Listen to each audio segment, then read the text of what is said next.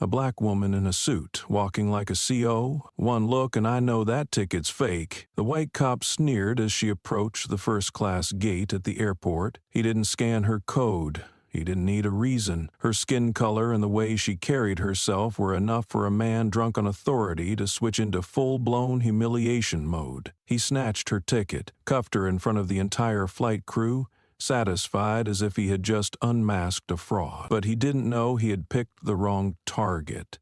This time, the woman he degraded was none other than the federal advisor overseeing the national defense budget and global relief funds. And his ignorance, not just his cruelty, would be what ended him. Where you live, does arrogance come with a uniform? Boarding gate 12, 7:30 a.m. The waiting area had begun to empty as the third and final boarding call echoed through the ceiling speakers. Repeated in a flat, automated female voice, Flight 6731 to Washington, D.C., final call for boarding. Please proceed to gate 12. A line of passengers moved in rhythm, scanning tickets one by one, neatly packed luggage in tow, their gazes vacant, dulled by routine. No one spoke loudly. No one broke form.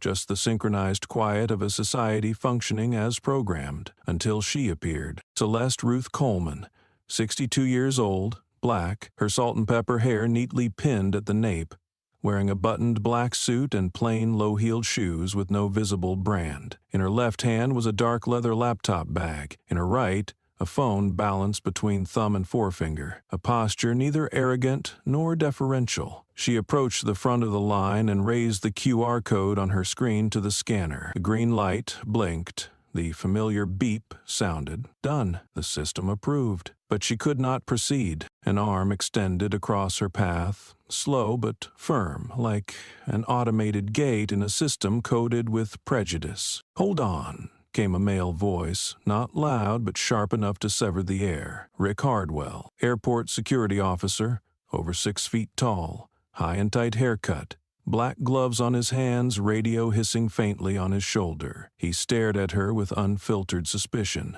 Let me see that ticket again. Celeste calmly extended her phone. He didn't glance at the screen. He reached out, snatched the temporary paper printout tucked behind it, and squinted at it. Too bright. Not a fake ticket, I hope? His voice dripped with sarcasm, as if each boarding pass came printed in a different skin tone. A white family, parents with 2 children, stood directly behind her. The mother saw everything but stayed silent. The father nudged his children forward. Rick glanced their way, then turned back to Celeste. They seemed to know how to behave. No cutting the line, no hiding codes, no attitude. His eye swept across her laptop bag, handcrafted leather, modest in cost but precise in stitching. No logos, nothing loud, just discipline and design. But to Rick, that was suspicious, too meticulous, too quiet, too unlike the type he was used to interrogating. The crowd's gaze began to shift toward them. Not because of noise, but because something felt off. A man across the aisle adjusted his backpack, but didn't turn away. A young woman lifted her phone to chest level, pretending to text, camera still rolling. An older passenger took a step back, as though sensing an omen. Not the fearful kind, but the kind that makes you ashamed on someone else's behalf. Celeste didn't flinch. She looked at Rick, unbothered, unsmiling, unprovocative. She asked, her tone even, her voice soft and devoid of emotion, "Is there a system error?" The question landed like a quiet slap, so calm it cut deeper. Rick paused half a beat, raised an eyebrow, smirked. Maybe. Or maybe the error's in you. He emphasized you, not as a crime without trial, just the presumption. You don't belong here. She stayed rooted. Her eyes didn't shift. No panic, no defiance, no appeal to the crowd, just a still figure amidst a cracking system, where every minor detail could become an unspoken indictment. The ticket had been canned. The information was valid. But she was not allowed through, because here correct didn't mean permitted, and polite didn't shield a black woman from a gaze that had already decided she was incorrect. Rick maintained his smug posture like a man running a game whose rules he alone could write. He nodded to a colleague standing nearby, a subtle signal. Nothing loud, just a look, because in places like this, a glance could be a command, if it came from the right skin, in the right uniform, wearing the right gloves. Over the PA system, the automated voice repeated, "Final call for boarding, Flight 6731, Gate 12. But no one moved forward. Passengers behind stood still. Some turned away, some froze. A middle-aged woman gripped her young son's hand and whispered something. The boy looked at Celeste, then at Rick, his eyes wide, as though witnessing his first lesson in a kind of power that doesn't appear in textbooks. Celeste glanced up at the large screen displaying the flight schedule. Still on time, but her time had been delayed by a man who believed he had the right to do so. She rotated her wrist slightly, a habitual motion, not from impatience, but control, because a woman who'd once stood in international briefings, who'd conversed with defense ministers, would not let a front-line officer rattle her pulse. Rick didn't hand back the ticket. He held it, fingers curled, thumb scratching at the bold print as if searching for a misprint. His behavior didn't cross legal lines. No yelling, no pushing, no violence, just a deliberate slowness, enough to make someone feel they were no longer standing on equal ground. Then he spoke, softly, deliberately, a sound sharp enough to fracture the still air like glass. "Last time I let someone like you board without a full check, I had to file a 3-page report. I'm not doing that again." The sentence offered no justification. It offered an assumption, as if Celeste wore the face of every person who'd ever made him feel paperwork, feel powerless, feel unseen. And that's why he stopped her. Not because of the ticket, not because of the suit, not because of the bag, but because of something more invisible. The sense that someone like her shouldn't board a plane without his approval. Simple as that. Behind him, the words "final call" began to blink on the screen. But before Celeste stood only a man blocking her way, not with weapons, not with barriers, but with the misplaced belief that his skin color and authority were the final wall of order. An order that had long since rotted, and she simply stood. She did not step back, she did not beg, she did not yield. And that, in Rick's eyes, was the greatest threat of the morning. Not a bomb, not a suspicious laptop, not an unclaimed bag, but the silence of someone unafraid to be detained, because she knew it was men like him who were truly held captive by the prison of their thoughts, and she,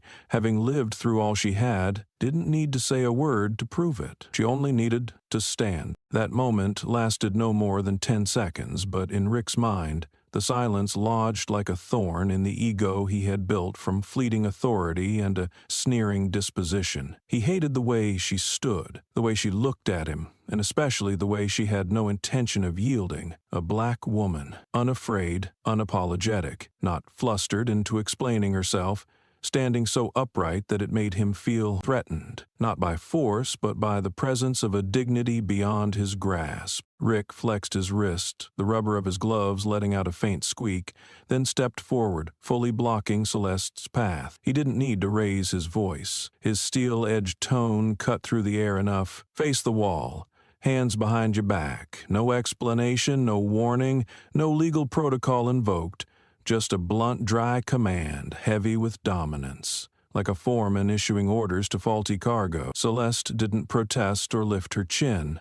She merely tilted her head slightly, as if listening to a misaligned breath from the man before her, then gave a faint nod, not to obey, but to affirm that she understood exactly who he was. She slowly turned, facing the pale wall, hands moving behind her back as instructed. There was no submission in the motion. It resembled a controlled maneuver, as if she were demonstrating to a trainee how to perform the procedure properly. Rick approached, unclipped the handcuffs from his belt, snapped them open with a mechanical click, and without a word of consent, swiftly and coldly clamped them onto her wrists. No pause, no courtesy. Then, as if to justify his abuse of power, he spoke in a steady tone, flat but sharp as a slap. "I've seen all kinds pretending to be decent, especially the ones who rehearse sorry for the inconvenience. It wasn't a warning.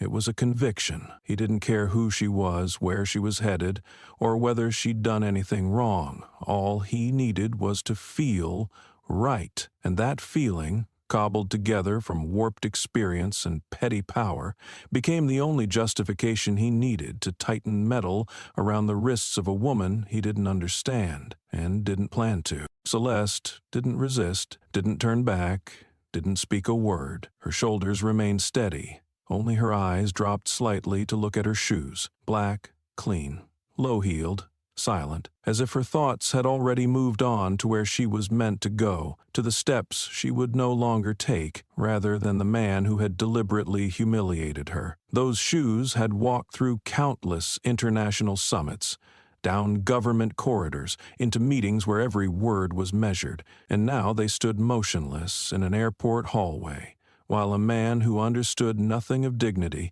believed that handcuffs were the only language capable of keeping the world in order. Nearby, a young female airport employee, likely in her late 20s, still holding her radio, stood frozen. Her eyes are wide, her lips slightly parted as though she wanted to speak but couldn't.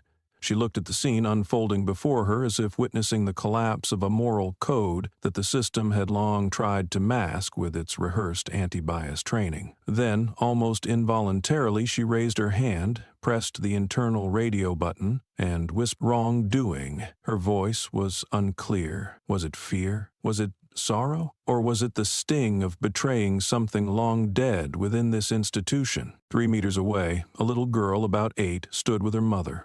Blonde pigtails holding a stuffed animal, her clear eyes locked on Celeste's cuffed hands, unblinking, unmoving. She turned to her mother, tugged her arm, and asked softly, "Why did they handcuff her? She dresses like Grandma." The question rang like a cracked bell, striking the hearts of those still trying to pretend that everything was by the book. The mother froze, unsure how to respond. Her gaze drifted elsewhere, her hand gripping her daughter's tightly, and in that moment the child understood. Some wrongs can't be explained by law, only by the silence of adults. And that was when the truth revealed itself. Rick didn't need a reason to handcuff Celeste. He just needed a window, and this system, with its loopholes, its vague protocols, its complicit silences, gave him that window. He didn't shout, he didn't strike, he didn't use excessive force. He simply followed the procedure, a procedure twisted by the suspicious eyes he had trained through countless shifts. To him, Celeste didn't have to act dangerous. Her composure alone was enough to make him feel out of control. Behind Rick, the crowd had stopped breathing the way it did before. No one raised their voice, no one dared to intervene, but everyone saw, and it was their gaze, unwilling, unblinking gaze, that began to transform an ordinary airport morning into an unspoken indictment. Someone in the crowd raised their phone, silently recording the moment Celeste was restrained. No shouting, no chaos, but the camera shook slightly from cold hands, and in that lens the image of an older black woman standing tall, silent, handcuffed for being too precise in her politeness, was an image no one could unsee, deny, or deflect. Celeste stood there like a statue cast from historical endurance, from centuries of silence, from countless times being pressed down so others could pass. But she did not fall, she did not break, and Rick, though he had cuffed her, had forced her still, felt no relief, because deep down he knew he wasn't the one in control. He had just signed his name onto a list he would never be smart enough to escape. 1 minute later, the overhead speaker repeated the familiar announcement. "Flight 6731, boarding is now closed." But every eye, every lens, every thought in that terminal was fixed on one woman who was not allowed to board. Not because she lacked a ticket, but because someone had decided a ticket wasn't enough if her skin was the wrong color. And from the moment those cuffs clicked shut, this was no longer about a flight. It was about something far larger and far heavier. Just as the announcement boarding closed ended, another beep rang out. Not from a ticket scanner, but from the phone screen of a young man standing 5 meters from Celeste. He was live streaming. The camera had been rolling since the moment Rick began handcuffing her, But now it was set to public mode, the signal was stable, the image was crisp. Celeste's face, though turned slightly to the side, appeared in full, calm, silent, unresisting, yet unmoving. As for Rick, only part of his shoulder and jaw were in frame, but it was enough to capture the full arrogance that poorly timed authority tends to reveal. The crowd began to share. A member of a student group on an academic trip raised a second phone, opening TikTok. "You believe this? 5K views in 3 minutes?" The one beside him replied plainly, "No, 10. And at that very moment, a third person added, 12 already. The caption went up instantly, unedited. "Auntie arrested for boarding too politely. Welcome to America." Rick didn't see it yet. He was still standing like a cattle driver pretending to be a lieutenant colonel, neck bulging, shoulders braced, gaze feigning indifference. But others had seen. They looked at one another.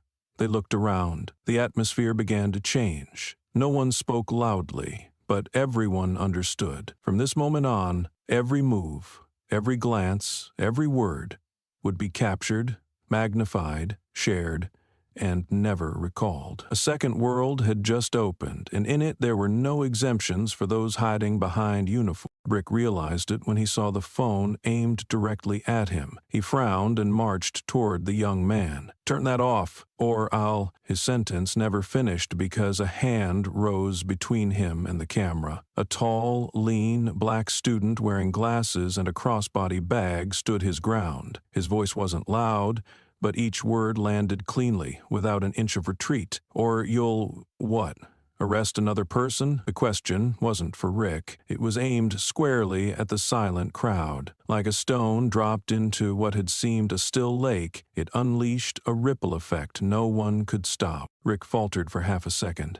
He looked at the student, then glanced around. Cameras were sprouting like mushrooms after rain. A middle-aged white man in a blazer was also recording. An elderly Asian woman by the gate was live-streaming on Facebook. The people Rick had assumed were silent were simply recording. He turned back to look at Celeste.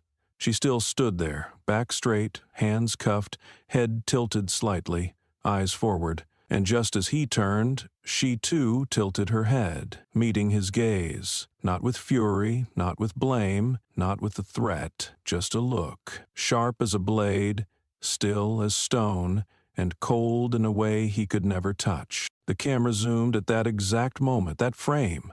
Celeste's sideways glance over her shoulder became the image that defined the entire incident.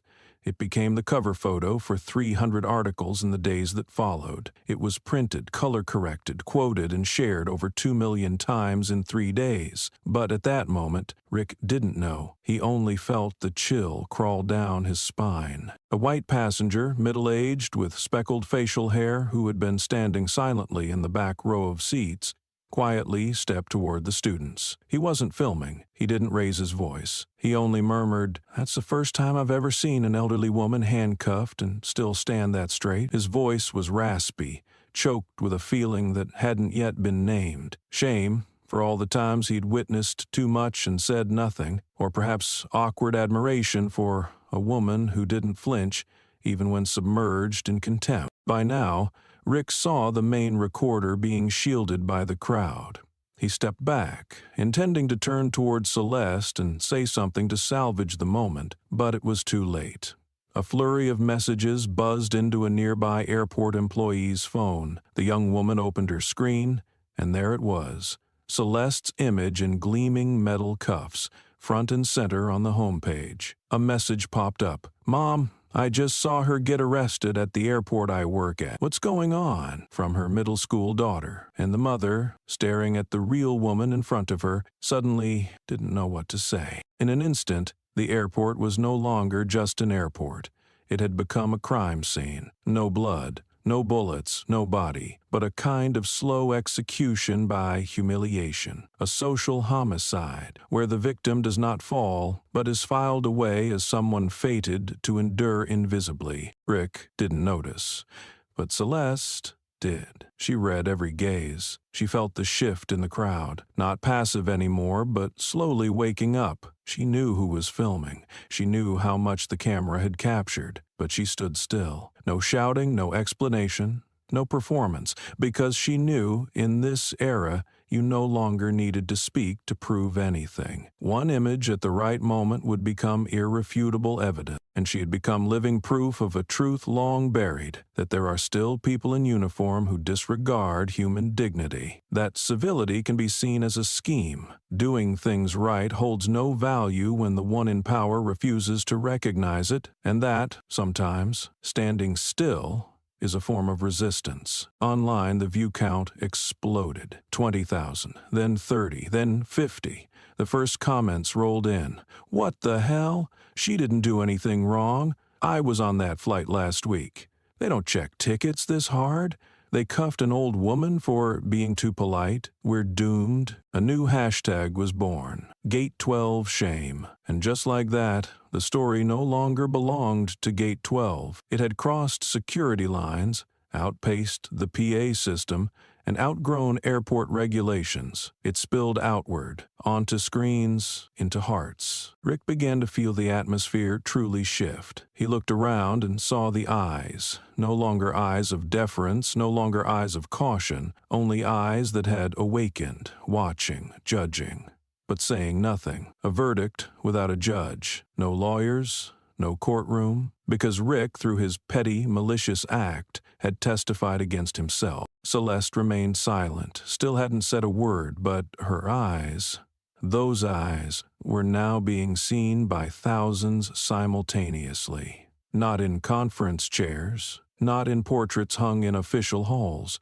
but in a 16:9 frame from the phone of a student with no title, no authority, who had captured a truth no official report would dare to write, a truth cold, clear, and tight, no footnotes needed. And from that moment on, everything that followed, federal investigations, congressional hearings, or the reckoning of an entire system, was simply the aftermath of one well-timed recording, a camera that couldn't lie, a lens that chose no sides, and one gaze, from a woman who refused to bow. The frame was still there, the gaze still pierced into Rick's mind like a wordless verdict, but he could no longer back down, not because of regulations, but because of ego, the wounded pride of a man who had just lost control under the camera's eye, now chose to strike back the only way he knew how, by exercising flimsy authority, disguised as protecting the public. He turned without asking, without announcing,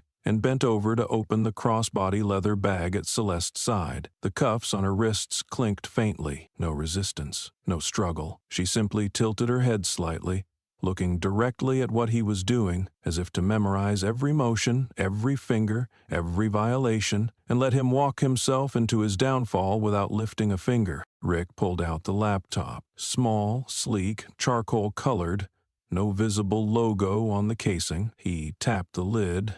No recognizable brand. He squinted at a string of serial numbers on the bottom left edge, then powered it on. The screen lit up. A logo appeared. Not Microsoft, not Apple, not anything he'd ever seen. As soon as he touched the trackpad, the screen blinked, and a red warning appeared. Federal Oversight Level V violation, attempt logged. Below it, a flashing alarm code, pulsing with the rhythm of Rick's accelerating heartbeat. Unrecognized access.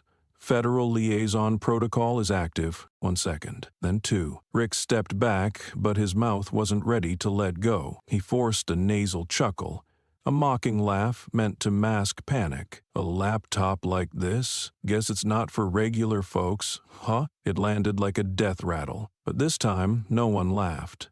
No nods, just a chilling silence, as if everyone present was watching a man slip a noose around his own neck and insist it was a tie. At the security coordination desk behind them, an airport technician happened to glance at the network activity monitor. He saw a connection pinging from the laptop Rick was holding, saw the alert, saw the red M72 code flash across the entire internal system. His face drained of color. No need to ask. No need to inform a supervisor. He pulled out his phone and called the emergency federal hotline number, the one you're given for situations that should never happen. And today, it just had. Rick still had no idea. He thought he was in control. He saw people staring and assumed they were afraid, assumed they were impressed. But he didn't see the camera still recording, didn't see the flood of comments pouring in, didn't see someone rushing into the command office behind him, didn't grasp the simplest truth, that in trying to justify his mistake, he had triggered a process far beyond his clearance level, and one that he couldn't stop. He picked up his radio, voice brittle. "Need support at Gate 12. I may be holding evidence of a potential threat. Prepare for detailed questioning." Each word sounded like an empty indictment. But this time, the target wasn't just a woman standing upright. It was a system he didn't understand, couldn't control, and didn't know was now watching him in real time. No one answered his radio. Not yet, anyway. What Rick didn't realize was that the moment he opened the laptop, the federal alert system had automatically locked signal access in that zone. And when that happens, every word spoken, every move is logged, stored, analyzed, and used against the one who triggered it. Someone 10 paces behind Celeste quietly took a screenshot. The red alert warning, and Rick's hand on the laptop was captured. A minute later, the image began circulating on Twitter. Caption: "Crimes begin when someone touches what they don't understand but believe they have the right to destroy." Rick stepped back toward Celeste, shaking the laptop in her face like some fabricated piece of evidence. "Care to explain this? Seems pretty important." She looked at him, not with fear, not with disdain, but as if listening to a child mispronounce a word it didn't understand. Then she turned away, said nothing. Rick took that silence not as a refusal to talk, but a refusal to acknowledge his standing to be answered. To him, her silence was humiliation. He couldn't know, refused to admit, that in this entire encounter he had never been the one asking questions. He was just a minor character pretending to be the scriptwriter. Meanwhile, 300 meters away in the airport's security control room, the central monitor flashed an auxiliary dashboard. "Federal oversight breach detected. Command pending." Another window opened. "Lock Gate 12. A mid-level supervisor hesitated for 2 seconds, then clicked confirm. The boarding gate closed. A small mechanical thunk echoed, enough to make people flinch. Passengers began to realize this was no longer a routine check. This was an incident, a crisis. And at the center of that crisis wasn't Celeste. It was a security officer who had let arrogance override judgment, prejudice cloud procedure, and temporary authority obscure ethical limits. Rick stepped back, scanning the crowd, looking for support from the people who'd always backed him, but now there was only silence. No one moved closer, no one intervened. Not even his superiors radioed back. All channels had gone quiet. No one wanted to stand next to a man who had accessed a federally encrypted device without clearance. No one wanted their name in the incident report. And Rick, despite the uniform, the badge, the buzzwords like threat, interrogation, security, was no longer a public servant. He was now a living indictment of a system gone rotten, where power came without knowledge, where those issued weapons didn't know their limits, where the word suspicion was wielded not to protect but to oppress. Celeste said nothing, but every pair of eyes turning toward her and toward Rick was a closing argument. No one needed to write a report. No one needed a defense. No one needed a verdict, because it was already clear the one in handcuffs was not the criminal. The one shouting about security was the danger. Rick still held the laptop as if he had just extracted evidence from a national conspiracy. His chin was raised, his eyes darting with a mix of caution and smugness. In his mind, Celeste was no longer just a polite woman mistakenly detained. She had morphed into a modern embodiment of every threat he'd seen on late-night news. Unusually affluent, dressed above her station, carrying strange equipment, and far too calm to be innocent. All of that, in Rick's mind, was the signature of a covert operation.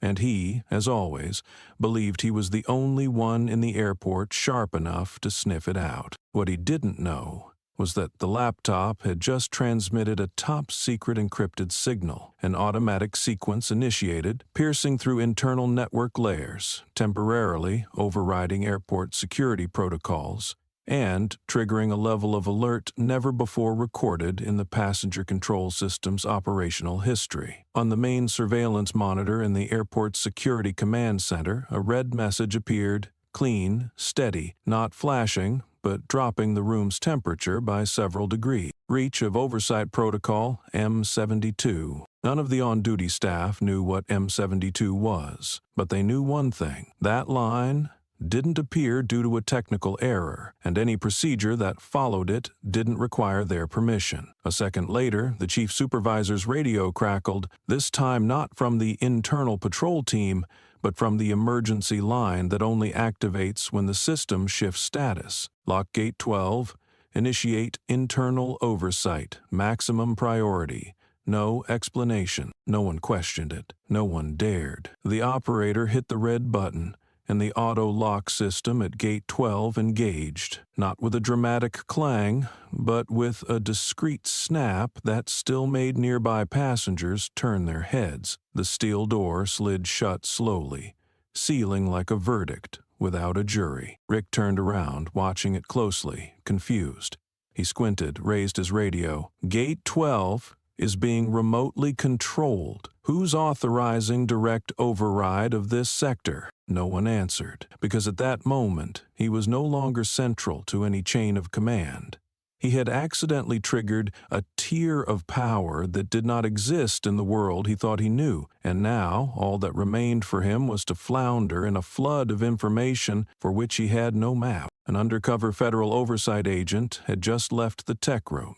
No uniform, no badge, no credentials shown. He issued one sentence in a flat, emotionless voice that left no room for question. Anyone who made contact with her must be verified at a federal level. The recipient of the order didn't ask for clarification. They saw the man's eyes and immediately understood he wasn't making a suggestion. He had just been informed that someone in the crowd was not to be touched, and anyone who already had would pay the price. Rick still didn't know. He pointed to the laptop.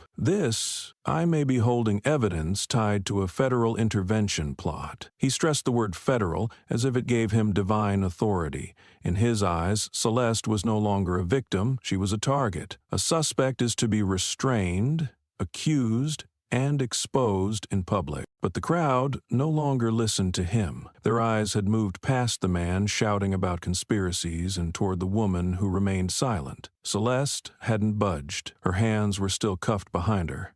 Her posture hadn't shifted an inch, and it was that stillness, that near-regal composure, that made people step back, because no one could stand among an angry crowd under armed scrutiny with a ranting officer spinning chaos and hold a gaze like hers, unshaken, unmoving, unafraid. Rick, though unwilling to admit it, felt it. He snapped into his radio. "Where's backup? I'm with a subject showing clear security anomalies, and I've been left alone?" His voice cracked with the first signs of panic. Not because someone had pushed back, but because no one was responding. He had been severed from the system he once thought was his. Trapped between two layers of authority, one old, brash, and flawed, the other new, silent, and conveyed through glances and symbols he'd never been trained to recognize. A young airport employee stepped forward and extended his hand. "I'll take the laptop." "You don't have clearance to hold it without a Tier 3 directive." Rick stepped back. "Who are you?" The man said nothing,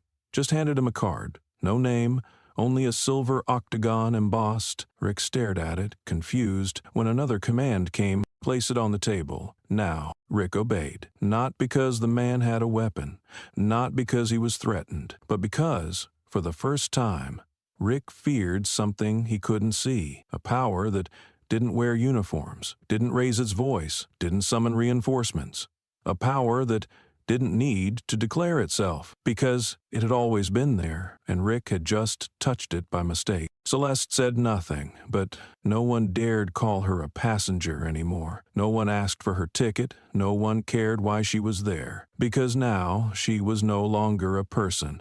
She was a signal, a statement, the convergence point between an old system, where people like Rick controlled through suspicion, and a new order, where the mere presence of a black woman standing upright in silence was evidence that justice no longer sleeps. And Gate 12 once just a boarding gate, had become a threshold between two worlds. On one side, a man who believed he had power because he wore a badge. On the other hand, a woman who had lost all privilege except her dignity. And in that moment, Rick Hardwell finally understood, in the most painful way, that sometimes a door doesn't close to keep someone out. It closes to lock in the one who no longer belongs on the right side. The airport felt more crowded in silence, not because more people had arrived, but because every gaze, every breath, every camera was now trained on one woman who still hadn't uttered a single word, a woman in handcuffs, standing still, neither lowering her head nor reacting, yet shifting the entire system's tone simply by remaining. And she still hadn't said who she was. Rick began to sense something slipping out of his hands, though he lacked the depth to name it. All he knew was that this woman wasn't like anyone he'd ever checked. No resistance, no pleading, no justifications. Her silence was like a thick sheet of ice, and he, with his crude, cutting tongue, was merely a man on the shore, tossing stones at a frozen surface that refused to crack. He spoke up, trying to reclaim control, like an off-topic MC. Full name, no response. Occupation, silence. Purpose of travel, itinerary, sponsor, not a word. No one knew whether she could hear him, but everyone understood that she was listening. She didn't react, but her eyes never left Rick. A steady, direct gaze, not bitter, not mocking. It didn't look like the eyes of someone being detained. It looked like the eyes of a judge watching a candidate fail an ethical test, too poorly to realize they'd already lost. Rick's voice sharpened. You think silence is going to make me back off? You think someone's coming to save you? He stepped closer, lowering himself as if shrinking his height might amplify his authority. But all it did was expose a face unraveling under a gaze that needed no weapon to strike. The crowd kept watching. For a brief moment, no one paid attention to their timelines, no one looked away from their screens, because they all sensed that any second they blinked, they might miss a moment that would shift their worldview. A handcuffed woman stood there, not screaming to prove she was right, and that alone made people start asking, if she's wrong, why isn't she panicking?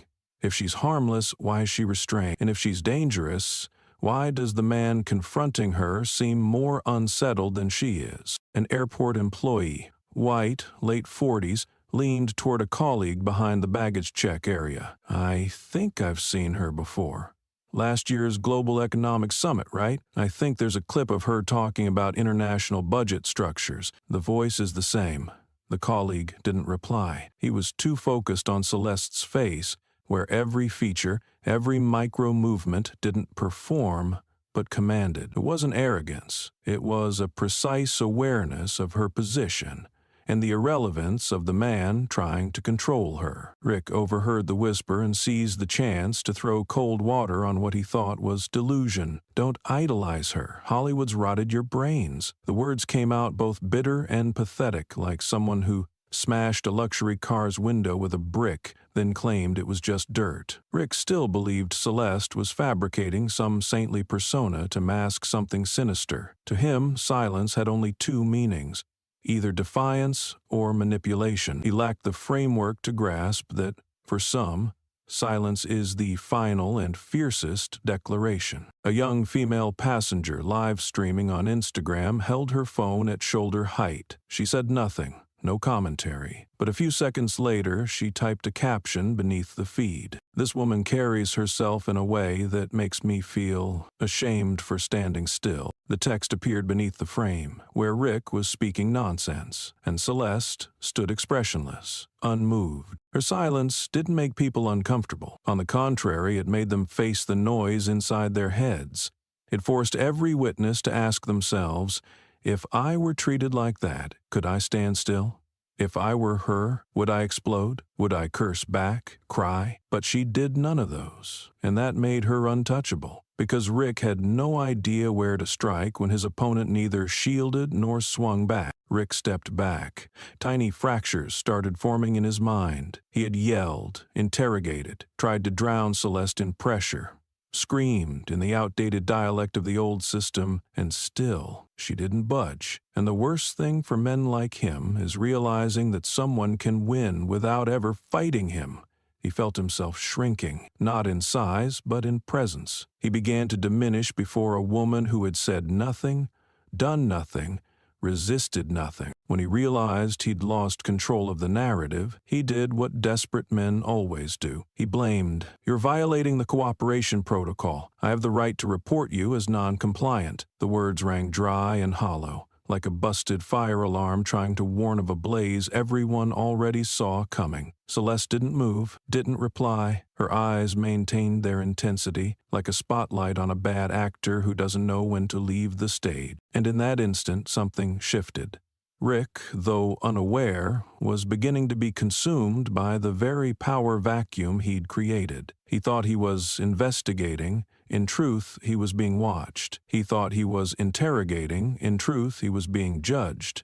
Not by law, not by his superiors, but by a society no longer willing to tolerate watching someone be diminished for simply standing upright. Rick said nothing more, not because he understood, but because he feared what might be revealed if he kept speaking. He took another step back, scanning the room, not to give orders, but to look for an ally. But no one looked at him with eyes awaiting direction. They only looked, as one looks at someone who's just made an irreversible mistake and doesn't yet realize what they've lost. Celeste still hadn't spoken, but the world around her had already changed, and Rick, the man who thought he was the gatekeeper, had now retreated into the shadow of his unraveling. Celeste's gaze remained unchanged, still deep, unhurried, unmoving, unguarded, and therefore untouchable. Rick, though he had already stepped back a few paces, still clung to the tone of someone in control, like a lone wolf howling out an old predatory instinct to mask the chill settling beneath its thinning skin. He turned toward the student still live streaming, pointed directly at him, voice nearly hissing. "You think live streaming counts as evidence? You want to get fined for interfering with a law enforcement officer?" No one responded. The student held his phone steady. Another was filming from a different angle. Rick began to feel like he was trapped on a stage no one had built, but thousands were watching, and none had cast him as the lead. He turned to the coordination desk, pressed his radio close, and spat each word through gritted teeth. "Gate 12 requires backup. Situation exceeding protocol, signs of abnormal equipment and non-cooperative behavior from the female subject, flagged under code M72, requesting verification from the upper command." At the same moment, several corridors beyond the gate where Rick stood, in the airport's auxiliary control room, an unexpected direct call came through. No switchboard, no intercom, no app. The internal screen flashed, "Incoming call, secure line, Federal Oversight Unit." The room's duty officer, Winslow, a veteran sergeant with years of night shifts under his belt, had never seen that signal. He glanced at the screen, hand just beginning to rise, when the ringing stopped and a voice came through a separate, isolated speaker. The voice was clear, emotionless, like something read by artificial intelligence. "M72 has been breached. Seal the zone. Cease all interaction. Any engagement with the subject is to be terminated immediately.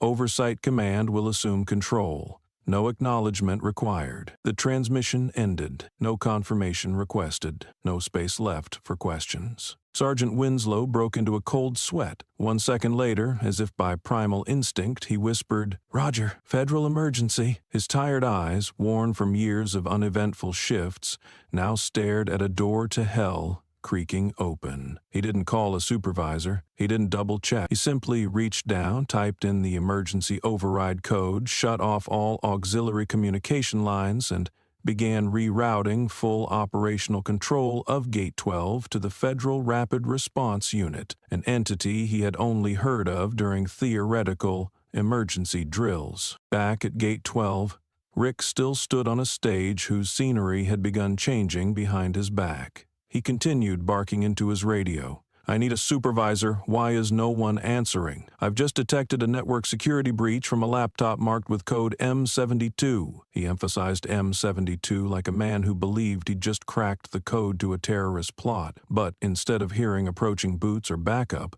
what he got was something else. A short, dry, static hiss from his radio. Then came a flat voice, even and cold, as if pre-recorded. Cease all communication with subject M72. Command from Oversight. Coordination of Gate 12 is now under federal takeover. Rick froze. He blinked. He didn't understand. He wasn't trained for this. The phrase, under federal takeover, wasn't part of his vocabulary. He opened his mouth to ask, but the radio had already been cut off. All channels are dead. The indicator light glowed red. He had just been locked out of the official command system. A young airport staffer passed nearby, trying not to meet Rick's eyes, but too late. Rick grabbed his arm and snarled, "Who gave that order? Which oversight? I'm the one in charge here." The staffer pulled his arm back, glanced nervously, then muttered under his breath, barely loud enough for the person beside him to hear, "Idiot just touched what no one else dares to." The colleague gave a small nod. No one laughed.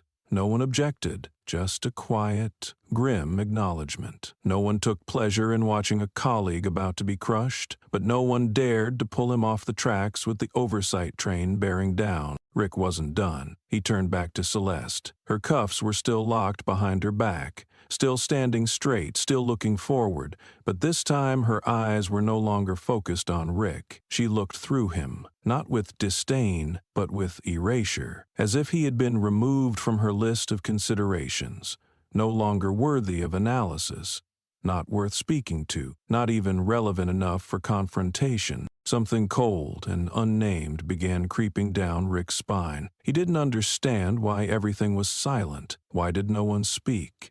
Why all the radios had gone dead? Why had the gate locked without alerting him?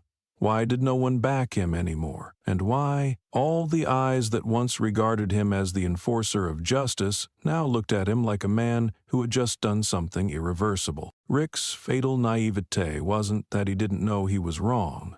It was that he thought being right would protect him. In his mind, everything still operated on a linear model. Suspicion, inspection, discovery, resolution, reward. He had never learned how to navigate nonlinear models, where silence could weigh more than a verdict, where a glance could override command, where a single misstep on a device could trigger an entire government-level defense protocol he never knew existed. A high-ranking federal security officer just activated by oversight was now approaching from Corridor 6. No uniform, no name badge, no words spoken, but every airport staffer who saw him instinctively stepped back half a pace. He didn't need to show credentials. He was the credential. He didn't need to announce authority. The way he read the control panel, without scanning, without hesitation, was enough for everyone to understand. This was a man who didn't need to ask. This was a man who always knew. And if he were here, then the situation was far beyond anything any shift worker had ever dealt with. Rick hadn't seen him yet. He was still pacing, spinning like a caged animal, looking for an ally's voice. But he didn't know. All voices had just gone dark, and for the first time he had no channel left to scream into, no radio to command from, no position from which to demand, no authority left to question. Celeste still stood there.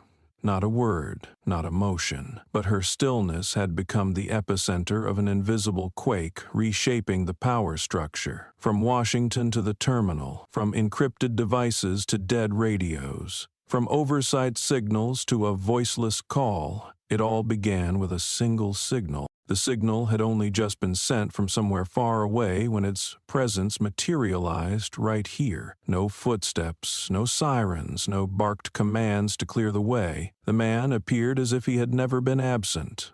A charcoal gray coat, collar raised, only 2 buttons fastened. His eyes didn't need to squint to narrow the room itself. He didn't look at anyone, didn't need an introduction. In a world where power usually must announce itself to be recognized, he was the embodiment of another kind of order, one in which mere presence was enough to cause everything else to step down. He stopped in front of Rick, not too close, but leaving no room for doubt.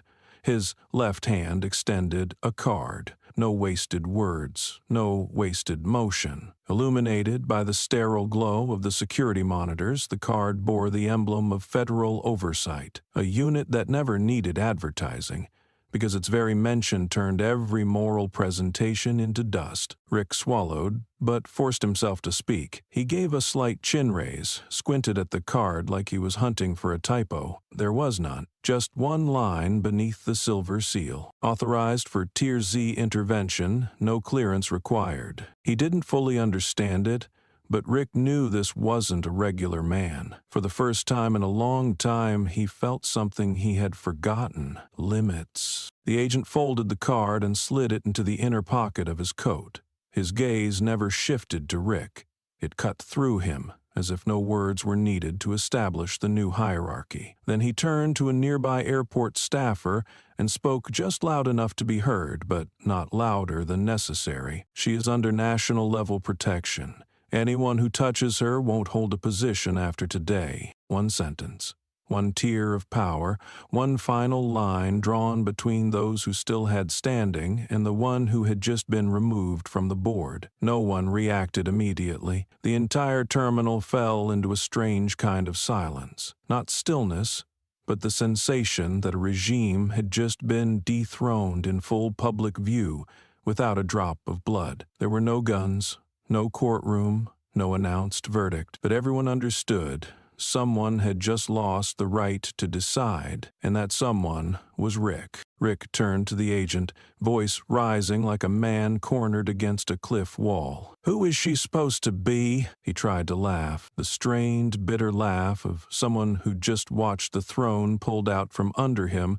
without seeing who moved it. The agent didn't respond immediately. He adjusted his cuff, then spoke, each word sharpened. "She is someone you were instructed never to disrespect, even with a glance." A choked sob echoed from behind. A young female employee, not yet 30, stood frozen by the coordination desk. Tears spilled down her face as if someone had just ripped off the protective shell she wore every shift. The shell of silence, passivity, and compliance with injustice. She didn't cry out of fear. She cried because she realized she had stood inches from injustice and done nothing, and now it was too late to undo it. Rick stepped back. His face began to pale, but he didn't collapse. No, men like Rick don't fall for the right reasons. They only fall when no one listens to them anymore. He raised his hand and pointed at the agent, voice sharp. "Are you people kidding me? Someone who won't give her name, won't speak, won't cooperate, and she gets national protection?" The question wasn't asked to get an answer. It was a final thrash of ego. The thing Rick thought would shield him from being erased from every system he ever clung to. The agent didn't flinch, didn't smile, didn't twist the knife. Only his voice, low, level, and scalpel sharp. "We're not kidding. And she won't sue you, because she'll prove you're not even worth suing." That sentence, short, quiet, sliced through the last thin skin of Rick's false authority. For a fleeting moment, one could see him choke, not because he was attacked, but because, for the first time, he'd been denied even the right to argue. No applause, no cheers, no one shouted, "That's right," or "Justice," no slogans. Just silence, majestic like a ceremonial deposition. No blood, no protest. Just one person silent enough to set the standard, and one too loud to realize he'd just erased himself. Rick lowered his head, not in guilt, but to search for a familiar look, a nod of support. Someone to say, "You did the right thing," but no one did. No one stood with him. No one still believed he was doing his job. He was just the last one who thought he was right. Celeste still stood, hands still cuffed, eyes still fixed. But in this moment, no one saw the cuffs anymore. No one remembered she had been detained for screening. All they saw was someone disrespected and did not bow. Someone silent, who had forced the entire system to recalibrate its understanding of power. Someone not a symbol, who did what a whole generation of silence had never dared to do, stand still under the weight of every gaze meant to crush her and make those gazes turn away. And Rick, from the man who thought he embodied justice, now stood at the edge of a historic moment. like a supporting character who forgot his lines, removed from the scene by a single nod from those with actual authority. No one said her name, no one announced her title, but everyone now knew she wasn't just a black woman. She was the final boundary that this system was never meant to cross. The federal oversight agent's final words still lingered in the air. She will only prove you are no longer worth suing. And as if that sentence alone was the final command in an unceremonious ritual, Rick began to be removed from the very system he once believed was his impenetrable armor. A man in a regional management uniform approached from the right. He said nothing, only handed Rick a transparent envelope. Inside was a yellow form labeled Temporary Removal of Clearance. Rick frowned, barely reacting before the man's voice followed, flat, quiet, but undeniable. Surrender your weapon, radio, ID badge. The command was like a cold blade severing the last thread connecting Rick to the authority he used to invoke any time he wanted someone silent. Rick stood motionless for a beat, as if staying still might convince them this was a mistake. But no one thought that. No one had doubts. No one felt the need to say anything else to confirm what was already clear. This wasn't a courtroom, but Rick was standing where, for the first time in his life, justice needed no defense. He pulled out his badge first. Under the fluorescent light, the silver-tinged card showed his name, Rick Hardwell, title, Officer First Response. Below were region codes, security clearances, expiration dates, and a discrete line of code known only within the agency. It signified his right to request backup without explanation. He stared at the card for a few more seconds, then dropped it into the plastic sleeve without being told. Next came the radio, the same device he had once clenched to summon an entire system behind him. He unhooked it from his belt and handed it over, slowly but without resistance. Finally, the Glock 19 was in his holster. He flipped the safety, removed it from the holster, and set it down on a nearby metal counter. No one counted, no one logged inventory, because this was no longer about equipment. This was about identity, about a man being stripped of the last layer of skin he thought was his own. Rick stepped half a pace back and forced a smile. But it was no longer the smile of a man in control, only the final twitch of a fox being skinned alive in the middle of the market square, where no one saw him as a threat anymore. His voice rang out into the hallway. I was doing my duty. The cry rang harsh, discordant, like a scream abandoned by the very logic he once used to excuse every violation. But this time, no one nodded. No one agreed. No eye offered sympathy. No voice rose in support. A younger guard, at least 10 years Rick's junior, watched him quietly for a moment before replying, voice firm but soft, and I'm doing mine. Removing you because you just compromised national honor. It wasn't meant to insult. It was a reminder. Some duties require no badge, only clarity. Rick lifted his head, eyes reddening. He hissed through clenched teeth. I didn't know. For the first time in that long, agonizing morning, he said something true. But that truth was no longer enough to redeem the cost of his ignorance. Because sometimes, not knowing doesn't make you innocent. It makes you dangerous. The oversight agent's voice cut in sharp as a scalpel. It's precisely because you didn't know that you're a threat. Rick stepped back again. He had nowhere left to stand. No reason to remain close. No one pushed him. No one yelled. No one told him to leave. But the air around him tightened. And though his body still stood, Rick had been pushed beyond the moral boundary everyone else was silently committed to protect. The crowd no longer filmed, no longer whispered. They simply stood, silent, upright, as if attending a funeral of honor, without a casket, without eulogy, but all sensing something had just been buried. Not a man, an illusion. And Rick, still alive, was no longer himself. One passenger in a gray suit didn't record, didn't speak. He simply jotted something into a notebook. No one saw the words then, but later, the note would circulate more widely than any official report. I watched a man press delete on his dignity. Rick stood there, not knowing where to go. He was no longer allowed near Celeste, a 10-meter radius marked not by tape or signs, but by the quiet retreat of a society that understood some borders can't be crossed if you want to keep your decency intact. Rick had already crossed that line and now had no ticket back in. Celeste still stood, unchanged in posture, hands cuffed, but now no one saw the cuffs anymore. No one remembered she was once detained for questioning. They saw only a woman, disrespected but unbowed, a woman speechless who made the entire system recalibrate its metric of power, a woman, not a symbol, but someone who had done what an entire silent generation never dared, stand still in the face of all eyes that wished her erased, and make those very eyes look away. And Rick, who once thought himself an enforcer of justice, now stood at the edge of a historic moment, like a bit player who hadn't learned his lines, dismissed from the script with a single nod from those who held authority. No one said her name, no one announced her title,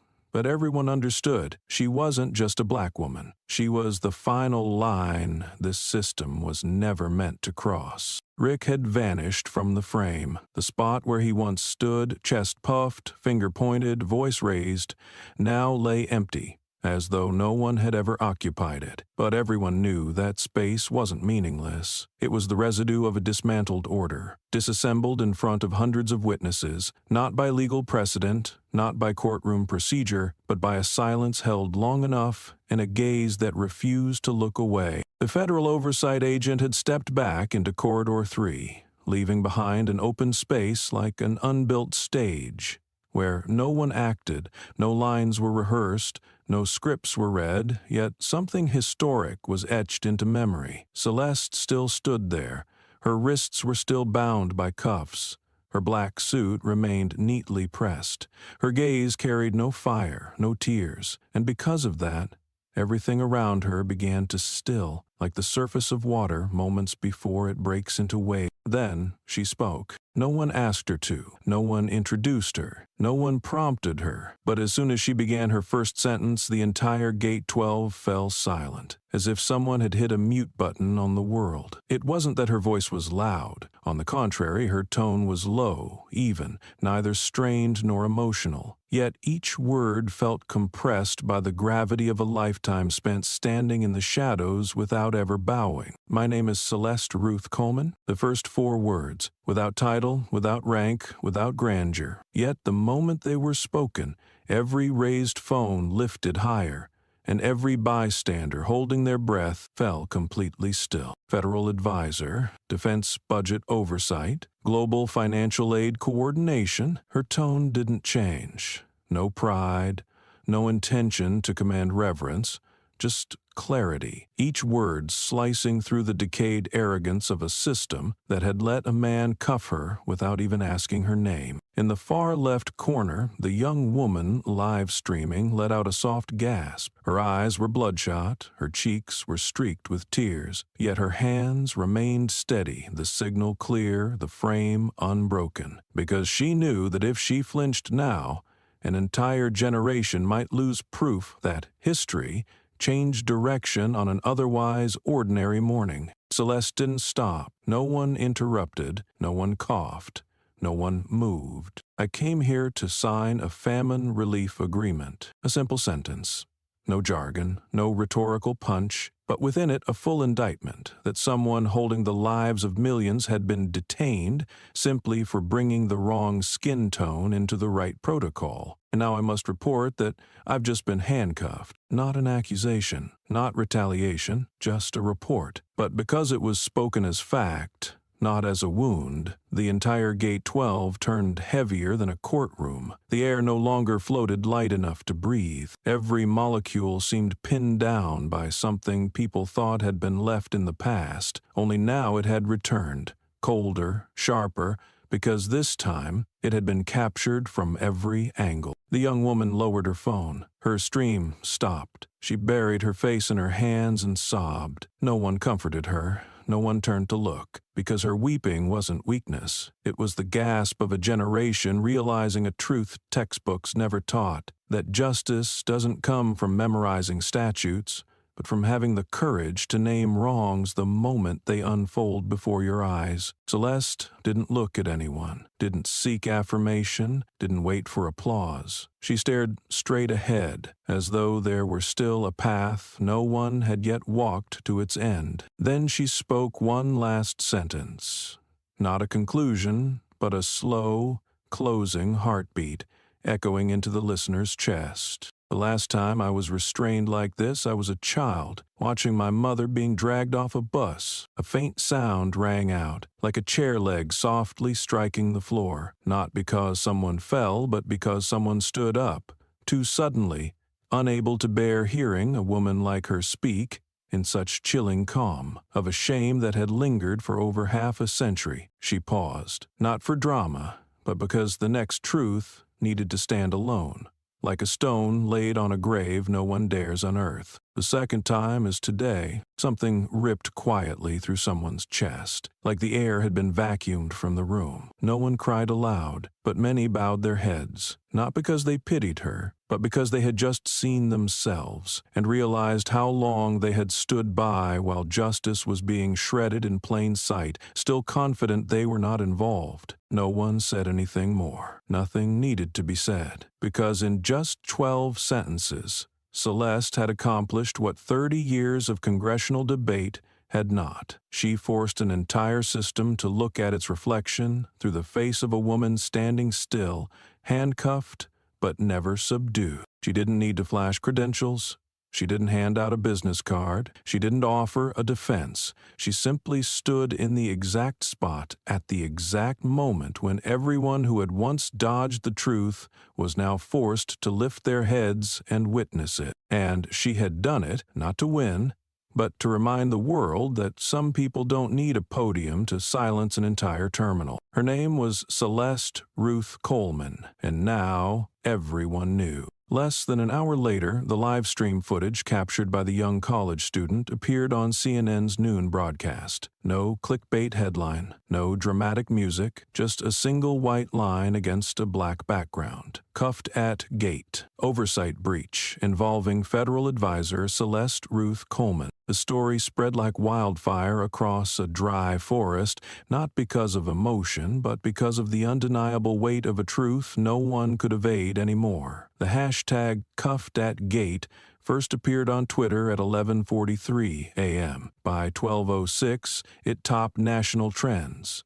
By 1:20 p.m., it was a global phenomenon. Within 2 hours, Rick Hardwell's identity had been uncovered by the very people he once assumed were too uneducated to search. His image, smug face, distorted mouth mid-shout, finger jabbing at the camera, was pulled from 4 separate angles, edited into a loop that viewers replayed just to see absurdity magnified in wide-angle 4K. But what truly ignited public outrage wasn't the image of Celeste in handcuffs. It was another video, dug up from internal archives, recorded the previous year. In it, Rick Hardwell was interrogating a Latino man in a delivery company uniform at security checkpoint B9. No reason, no offense, just because the man was speaking Spanish while traveling alone. That clip lasted only 38 seconds, but it unleashed a flood of suppressed files. A former TSA employee, a black woman who had worked the night shift at the airport, posted a short video on TikTok. No tears, no theatrics, just a direct stare into the lens. I reported Rick 3 times. Once for insulting a black passenger, once for detaining an underage Asian kid without cause, once for questioning a Muslim woman on Christmas Eve. No action was taken. They said I was too sensitive about race. Now, who's too sensitive? Less than 6 hours later, the federal inspector general, rarely seen on broadcast, gave a terse statement at a Washington press briefing. We're not just investigating one incident. This is a chain of collective neglect. And what's reprehensible isn't the existence of someone like Rick Hardwell, but the layers of people who chose to look away when they were supposed to look straight. That statement, an unspoken verdict, hit harder than any criminal sentence. No one needed to wait for court. No one needed to file paperwork. No signature from higher-ups was required, because justice once reawakened by truth, will find its path to places where law was too slow to go. In a windowless room with no nameplate, no signage, Rick sat before a screen. His eyes were red, his hands rested on his knees, no sidearm at his hip, no radio on his shoulder, no badge on his chest. In front of him, 5 screens, 5 camera angles, 5 unfiltered truths. In each video, he appeared not edited, not staged, not manipulated, but him, in raw form, without the gloss of authority, without the tone correction of a title. One screen showed him shouting, "I'm just doing my job." A second played the moment he snatched Celeste's ticket. Too bright. Probably not fake, right? The third replayed him handcuffing her, grip firm, head cocked, as if arresting a dangerous criminal. The fourth, from a wide angle, showed Celeste motionless, calm, not resisting, not disruptive, her only offense being her skin color. The fifth screen played the live stream, the moment Celeste turned to him, her gaze, not angry, not regretful, just a look meant for someone who had lost the privilege of being spoken to. Rick said nothing, not because he couldn't, but because for the first time in his life, every defense had already been spoken for him by his actions. Outside that room, an internal memo began circulating through federal law enforcement. Subject: immediate review of security protocols. Reassess procedures for engaging civilians without probable cause. All airports were instructed to submit lists of personnel previously reported for discriminatory behavior within the past 5 years, even if the files had been closed due to insufficient evidence. And Rick, knowingly or not, had become the key that unlocked every door the system had sealed shut with silence. No one was asking, why did Rick do it? They were asking, why did we let him do it for so long? And the answer didn't need writing. It appeared in every video, every article, every comment. Because we once believed that shame was personal, not realizing shame isn't in being cuffed. It's in allowing someone to cuff without being stopped. And today, the world relearned that lesson. Inside the busiest airport in America, taught by a woman who stood still. While the video of the incident at Gate 12 was still spreading uncontrollably across social media platforms,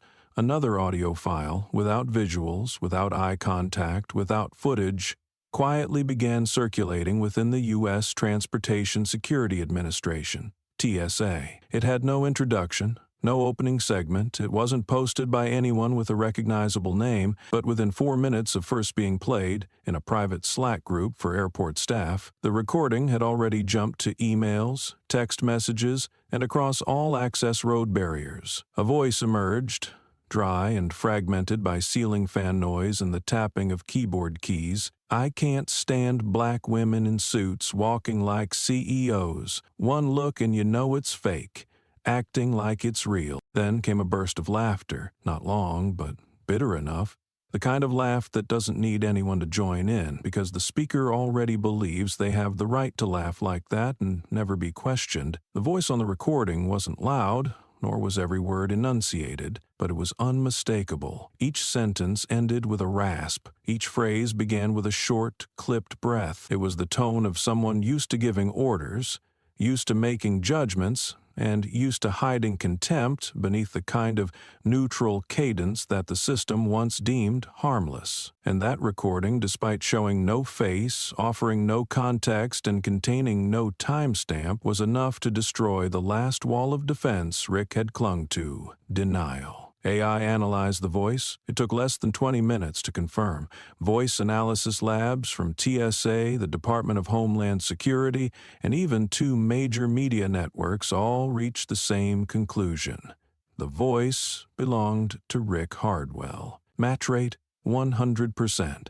No errors, no splices, no deepfake. All it took was him. The recording wasn't just evidence. It was an indictment authored by the accused himself, like a trap he'd set for others, but that ultimately became the iron collar snapping back onto his neck while he stood playing the role of law enforcer. The audio was shared across hundreds of TSA internal groups, and in a single afternoon it became the topic no one dared sidestep. Those who had defended Rick, those who had said he was just doing his job, didn't deserve this level of criticism, they were now silent. Not because they suddenly thought he was wrong, but because they knew any further defense would now be read as complicity. A mid-level TSA manager in Florida sighed during an internal meeting, "We have no choice. Everyone who's worked with Rick, including those who ignored prior complaints, must write a statement of accountability." The directive didn't come with rage, but with the weary tone of those realizing they'd let a moral virus slip through and now had to sweep up every shard of the aftermath. No one objected. At the same time, the Federal Civil Rights Committee issued an official summons for Rick Hardwell to testify. The document was made public, posted on a government website. There were no dramatic phrases, just a single all-caps subject line in standard federal administrative style: oversight, failure, and pattern of bias-driven enforcement. Summons for public testimony. In other words, this wasn't about one incident. It was a model, a behavioral pattern, a system that had allowed bias to operate like standard procedure. And Rick, whether intentionally or not, had become the face that the public would no longer forgive. On Twitter, a user named @USConscience posted a single sentence, with no tags, no hashtags, no comments. The problem isn't what he said, it's that he believed he was allowed to say it. That tweet was shared 1,200,000 times within 24 hours, and the debate stopped. No one argued anymore that Rick just misspoke. No one said, "Let's wait for the official investigation." No one believed this was a personal matter,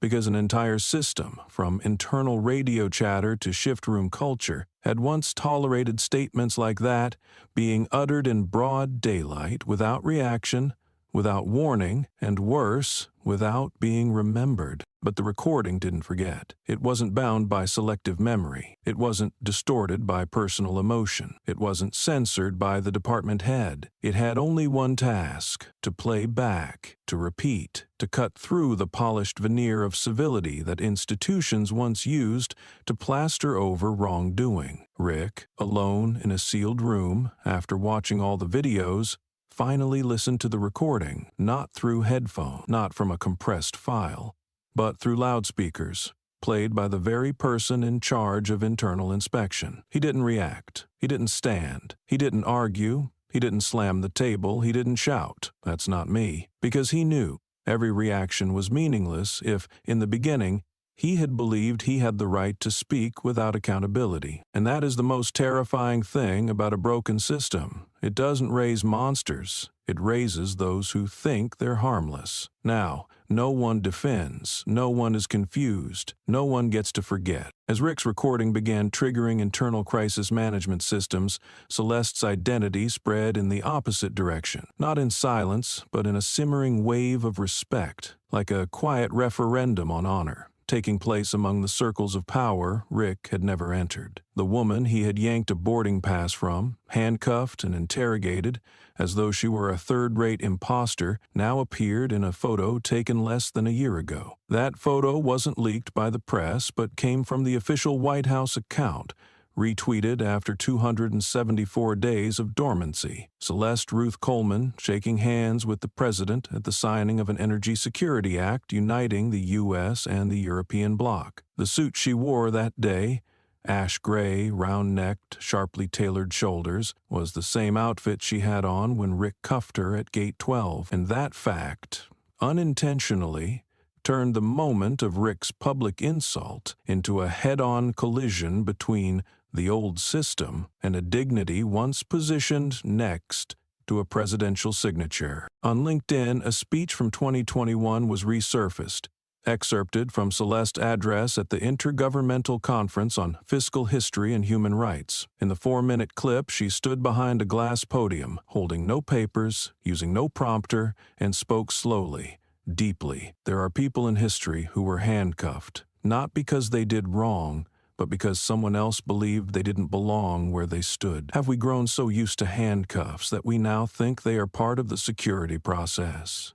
That question, spoken 4 years earlier, now landed like a precision strike against the very attitude of the system Rick once saw himself as the faithful embodiment of. A week after the incident, major European financial institutions, including Frankfurt Global, Bank Fraternelle, and Royal Capital UK, simultaneously issued short but decisive statements, sharing the same message. Should Mrs. Coleman resign or be reassigned due to the airport incident, we will reevaluate our prospective cooperation with the U.S. Department of the Budget. No grandiose language, no public campaigns.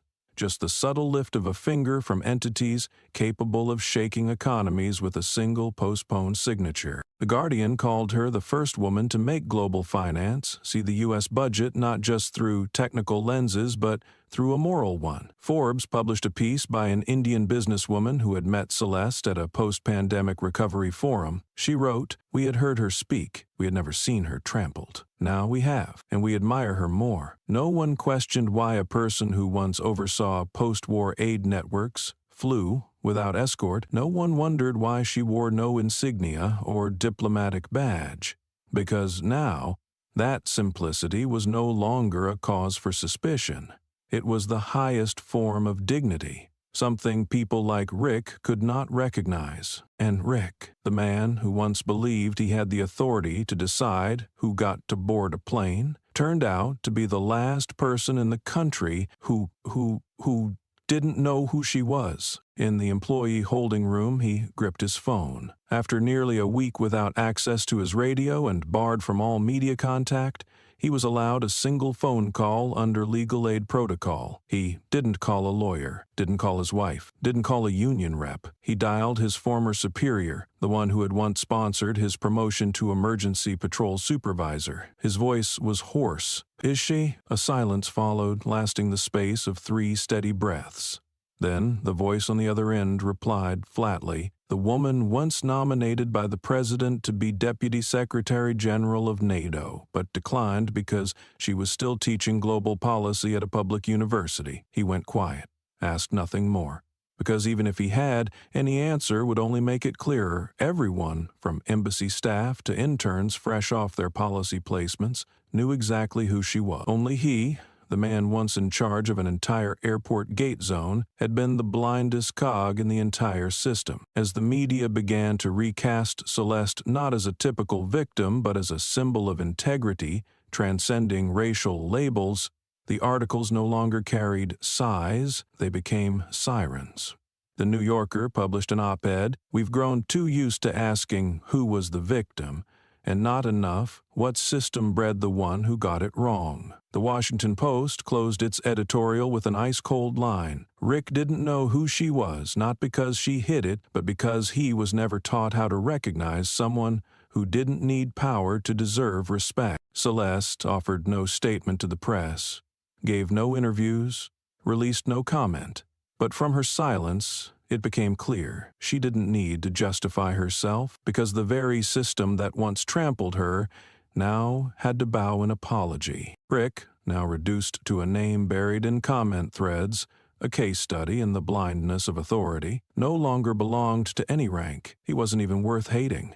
He had become so small, he didn't need to be convicted. He just needed to be mentioned as a historical flaw the next generation would learn to avoid. And she, without walking taller or speaking louder, remained exactly where she belonged, not where scandal placed her, but where admiration naturally rose, a reverence that couldn't be granted, bought, requested, or revoked, because it never came from polish, only from presence. And for the first time, the world saw it, and for the last time, Rick realized he had stood on the wrong side, when Celeste Ruth Coleman's identity had already become a symbol, when public discourse, the media, and international financial institutions had all collectively shifted from outrage to reverence, Rick Hardwell sank into a prolonged silence, not because he was barred from speaking, but because he had run out of words. Every defense had become a farce, every reaction exposed as performative. And for the first time in over 2 decades in the aviation security industry, he had no one left to speak to. No institution came forward to support him. No union dared to raise a voice. And no one wanted to shake hands with a man who had just been redefined by an 8-minute video and a 27-second audio file. It was in that void that Rick did what those who've lost their power often do. He asked to meet, in private, the woman he had once demeaned, an attempt to claw back a shred of decency, not from remorse, but from the hope that Celeste's forgiveness could serve as a moral shield before the press. He asked his lawyer to send a letter, simple, polite, even bordering on pitiful. I wish to meet privately with Mrs. Coleman. I need to apologize to her directly for what I have done. Attached below was a bolded closing line. I do not ask for forgiveness, only to say aloud what I have come to understand late. That letter received no immediate reply. 3 days later, Mrs. Coleman's office issued an official response, delivered simultaneously to the editorial desks of 3 media outlets and the Federal Administrative Policy Oversight Committee. A short message, chillingly short. There is no private. This matter was never private. When harm is done in public view, when damage is inflicted before cameras, no one has the right to turn an apology into a discreet gesture to soothe their embarrassment. Mrs. Coleman declines. Full stop. Nothing more. That memo, though barely 3 paragraphs long, was shared widely across news platforms, becoming a moral slap for those still hoping the whole matter could be neatly tied up with a formal nod. Flowery words about moving toward reconciliation, internal resolutions, or quiet handling to protect institutional image were all crushed beneath a single principle Mrs. Coleman had never needed to shout for others to understand. If you do wrong in public, don't think you get to make it right in the dark. A day later, at the annual Interdisciplinary Ethics Governance Summit in Boston, Mrs. Coleman took the stage for the opening address. She didn't mention Rick, didn't name him, issued no accusations. But at the 13th minute of her speech, she paused, looked squarely at the audience, and said in a voice steady and unbendable, "An apology is not an act. It is an emptiness, unless followed by change." No one needed elaboration. Everyone understood. If an apology is wielded as a gesture to escape consequences, then it is no different from the cuffs that once locked her wrists. A reversal of power, disguised in the language of morality. Rick heard that speech from the HR office, where he was required to sit through a disciplinary hearing before being removed from the active security roster. At that moment, he decided to send a personal email, not through his lawyer, not via any official channel, but using the same email account he once used for patrol reports. In it, he wrote, "I hold no hatred. I just didn't know. I didn't think it was that serious. I'm sorry if my words or actions caused you harm. I'm not a bad man, just someone who was never taught right." The email was sent at 2:11 a.m. It would never receive a reply. 3 days later, during a press conference on the restructuring of TSA's internal misconduct response system, a reporter asked Mrs. Coleman's communications aide whether there were plans to respond to Rick's email. The aide, a white woman with blonde hair and a New Jersey accent, didn't say much. She simply placed a thin folder on the podium. Inside was a printed copy of Rick's apology email, original font, original line breaks, original punctuation. Then she pulled out a lighter, burned each page. The flames flickered in a stainless steel tray prepared for processed documents. When the last scrap turned to ash, she looked directly into the front row where the cameras were rolling and said firmly, without waiting for another question, "Not every apology deserves to be preserved." Then she stepped down from the podium. No glance back, no explanation, no room left for the man who once thought "I'm sorry" could be his ticket to reclaiming dignity after destroying someone else's. From that moment on, Rick knew he had no door left to knock on. No one believed he deserved a conversation. No one believed he was worthy of forgiveness. Not because people were cruel, but because, for the first time, society understood this. Not everyone who says "I was wrong" has ever understood what it means to have once been right. No one shouted in Rick's face anymore. No more tweets mentioned him with outrage. No protest signs, no hashtags, no sirens, no backlash. The storm had passed, not because he was forgiven, but because he no longer carried enough weight to be hated. People moved past him, the way they pass a dried smudge on a glass window. No need to wipe it. not worth the bother. And it was in that moment, when no one held a clear emotion for his existence, that Rick finally began to understand. Some deaths don't require breath to stop, only that society no longer finds a reason to speak your name. Following the internal investigation, Rick was officially terminated without reassignment. In the final line of the dismissal letter, the note read just 4 words: "Does not meet standards." No mention of discrimination, no serious misconduct, just a rounded phrase meant to avoid lawsuits, while silently cutting off any chance of return. He applied to a private security firm that provided guards for local fairs, the kind of job retired officers took as a last resort. But within 3 days, a rejection letter arrived, including a line from the legal department: "Ethical background does not meet service requirements." One old friend, the kind who used to drink with him after every patrol, called once and hung up after saying just one sentence that severed any chance of reconciliation: "Nobody wants you now, not even your enemies." Rick deleted all his social media accounts: Facebook, Twitter, LinkedIn, gone in a single night.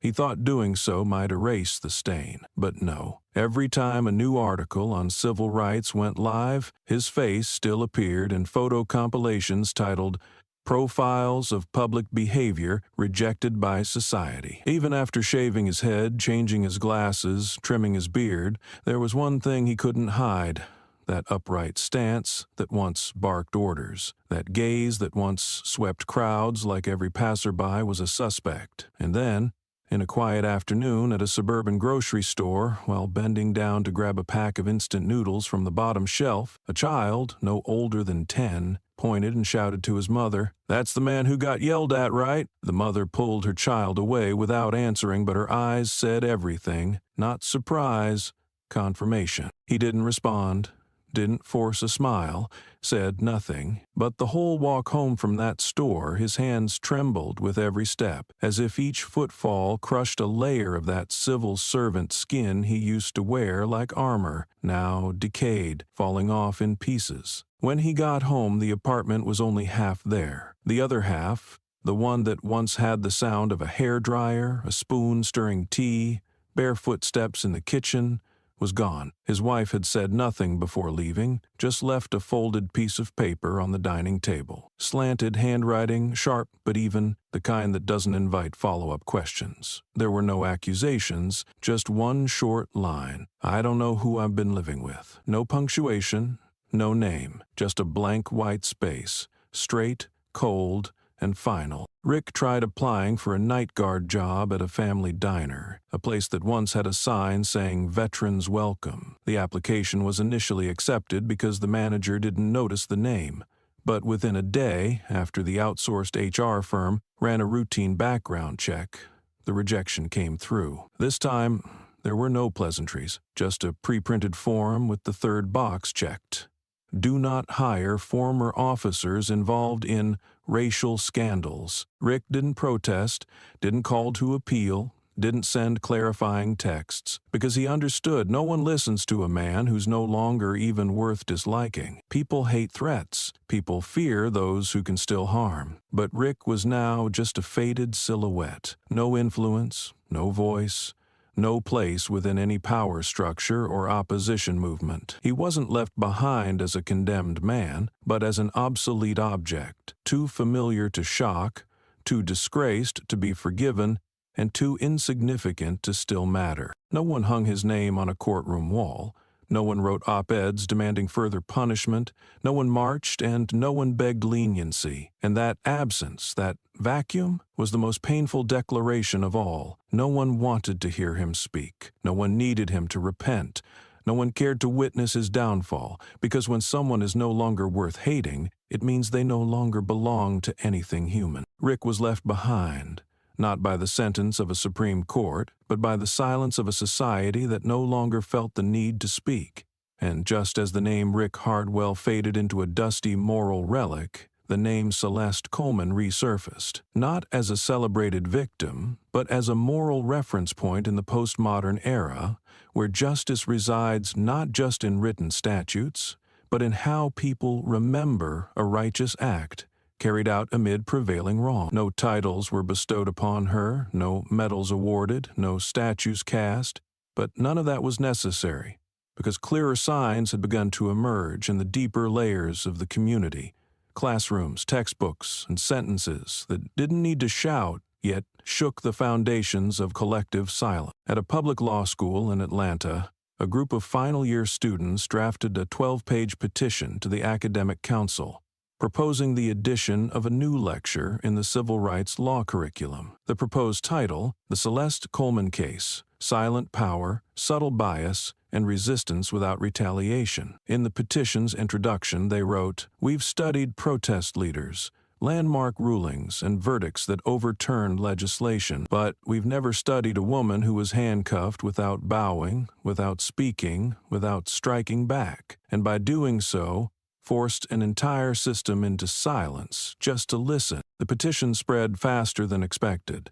In less than 30 days, more than 27 law schools signed on in support, including major institutions like NYU, Berkeley, Yale, and Georgetown. A senior lecturer at UCLA Law said during a symposium, "This was a case that never needed a courtroom, yet still indicted an entire system." He said, nothing more. Because everyone understood, sometimes what deserves to be taught isn't the conclusion of a trial, but the process by which society is compelled to rewrite its definitions of right, wrong, and the ethical limits of public conduct. Celeste's name had never topped any political party. She held no social media accounts, signed no publishing deals, released no memoir, and had never accepted a spokesperson role for any advocacy group. Yet it was precisely her refusal of the spotlight that made one sentence she casually shared during a conversation with law students last year the most quoted line in the country. "I didn't win, I just didn't lose." That phrase appeared on posters, notebooks, laptop stickers, and graduation cards, not for commercial purposes,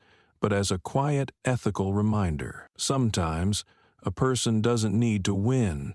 They only need to make sure that wrong doesn't survive too long. A high school student named Layla, just 17, chose Celeste as the subject of her essay for a national writing competition. In her piece, she wrote, "She didn't chant slogans. She didn't shout, 'I'm offended,' or 'I demand justice.' She just stood still, eyes unflinching, and walked as if the world needed to slow down a few steps to understand what had gone off course." The teacher grading the essay left only one note beside it: "No edits needed." This wasn't written to win. It was written to be read. And that was true. Layla's essay was read over 3 million times in a single week, after being republished by a local newspaper. No embellishment, no images, just lines of uninterrupted text, like the way Celeste had chosen to walk through the airport that day. And it didn't stop with education. In July, the U.S. Department of Justice issued a directive requiring all federally regulated airports to implement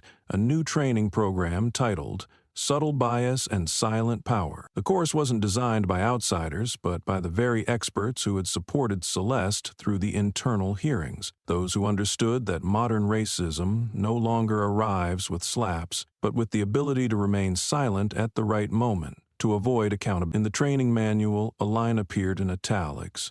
"Power isn't wrong, but power that never asks if it's right always is." At the press conference announcing the training rollout, the DOJ spokesperson said only one line: "The incident at Gate 12 wasn't an accident. It was an indicator. No list needed." The ripple effect had already gained enough force to turn a single misstep into a reform blueprint. No one mentioned Rick. No one needed to, because the focus had shifted from an individual act to a communal wave, where the name Celeste Coleman was no longer just the name of a person, but the name of a principle, standing still in the right place at the right time, and forcing the world to stop and look. Ever since the student petition was approved and the subtle bias and silent power training became mandatory, the name Celeste Coleman no longer appeared only in policy briefs or media commentary. It began to filter into family conversations, high school civics lessons, and even end-of-day news segments, the kind of people who didn't need to watch from the beginning to understand that something was shifting. But among all the things that now carried her name.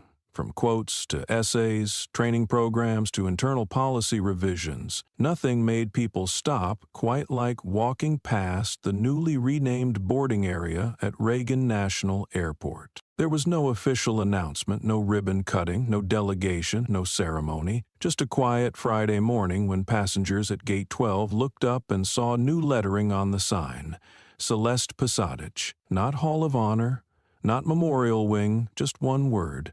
Passage, movement, not static, not framed, just like her, the woman who did not react as expected, did not scream in self-defense, did not demand tears, but by standing still at the right moment, had forced an entire system to change course. Just beneath the new name, a small digital display was mounted on the pillar between the two lanes leading into security screening. White letters on a deep blue background. No flare, no shine. It featured only one line of text, updated every 24 hours. And on the very first day, was the sentence Celeste had said on the day she was handcuffed. You don't need privilege to deserve respect. No one needed to explain it. No citation, no glass case, because words already etched into public consciousness need no protection. They live through recognition, not preservation. On the morning the sign changed, there was no ceremony, but 3 young black children, wearing elementary school uniforms, name tags,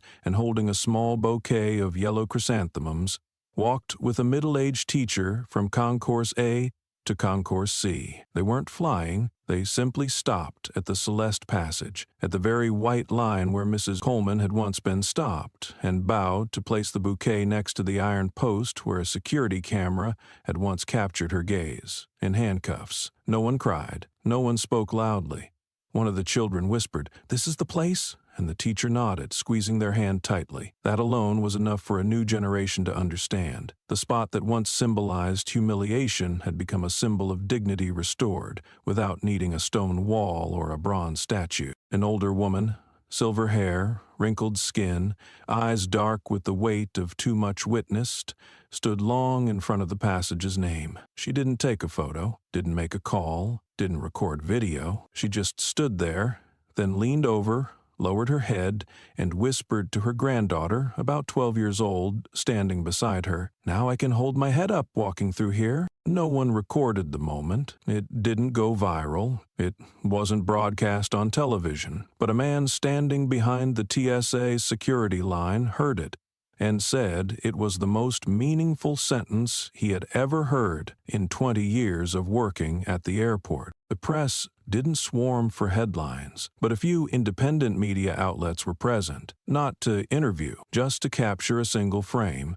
the sign reading Celeste Passage above and 3 children bowing below, exactly where the center of a video that once shook a nation had been filmed. That photograph was later printed in a national newspaper with a caption that belonged to no PR campaign. There's no statue of Celeste because she didn't stand still like one. She moved forward. That sentence didn't need a famous writer. It needed no attribution, because everyone understood. Some people, if sculpted in stone, would only have their impact diminished. Statues are still. Celeste was not. She didn't need to remain fixed in one place to be remembered. She only needed to create enough change so that no one could ever return to how things were, as if nothing had happened. And now, the walkway once used to remove her from her seat bore her name as a quiet reminder. The world may not reverse overnight, but it can change direction if someone stands still long enough for the rest to realize they've been walking the wrong way. No one knew whether Celeste would accept the invitation. No one thought she had anything more to say. After everything they knew, from the incident at the airport, to her deliberate silence, to the student petition, to the quietly mounted Celeste Passage sign inside the National Airport, everyone assumed she had closed the chapter simply by not appearing. But then, a letter of confirmation was sent to Congress exactly 1 week before the hearing. Mrs. Coleman had agreed to speak once. No press, no tours, no questions, no personal remarks.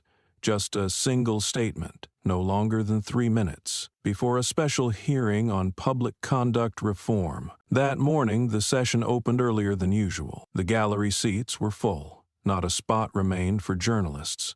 Recording wires stretched across the chamber. Not because Celeste was a celebrity, but because she was someone who didn't need to be famous to make the entire executive apparatus pause and listen. The door opened. She entered. No entourage, no badge, no power suit, just a charcoal blouse buttoned to the collar, sleeves to the wrist.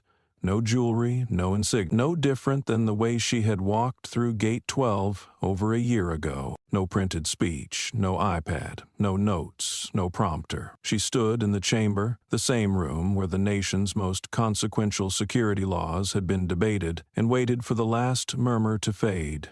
It took exactly 8 seconds. Then she looked forward. Her voice wasn't loud, wasn't commanding, but it was uninterruptible. I don't want my children to have to wear suits, walk straight, and be polite just to prove they're not a threat. A silence fell like someone had vacuumed the air from the room. No applause, no throat clearing, not even the sound of keystrokes, because everyone who thought they could transcribe the speech had momentarily forgotten how to type, with their chest tightened. She said nothing else. She didn't need to. That sentence required no preamble. No explanation, no conclusion. It wasn't structured to persuade. It was a cut, a clean incision, dividing the world between those who live by privilege and those who have to wear it just to survive. The chief CPAN cameraman, who had filmed over 300 congressional speeches in 15 years, stepped out of the control booth after the session. He didn't say much, just turned to a colleague and whispered, "I've filmed hundreds. This is the only one." I didn't dare press record. When asked why, he just shook his head, "Because I was afraid the sound of the shutter would interrupt the one thing I'd waited my whole life to hear." The speech didn't headline the Washington Post,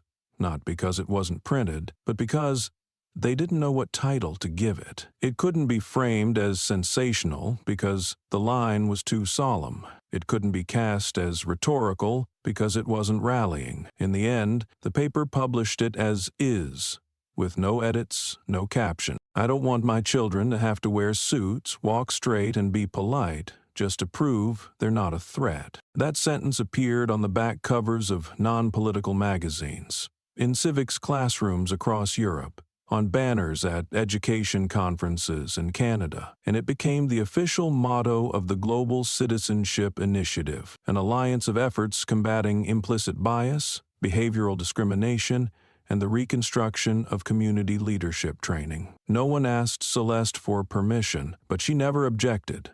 Because she understood, some sentences don't need copyright. They're etched into collective memory as a new lens through which society begins to define safety, trust, and human dignity. Meanwhile, the media began to revisit the Rick Hardwick case. A few legacy outlets tracked him down, now living in a neighboring state, jobless, silent. They wanted to ask what he thought of her words, but no one got an answer, because no one cared about the answer anymore. No one quoted his name. No one wanted to know whether he still felt remorseful. His chapter had closed, not with a verdict, but with erasure from public memory. That sentence, with no opening, no crescendo, no introduction, kept spreading like a modern psalm, not to beg, not to protest, but to make the world confront how it once forced people like her to survive by doing no wrong, instead of allowing them to simply live as human beings. Rick was now a man who no longer bothered counting the days. He didn't mark the time that had passed since leaving the police department in silence. Time, to him,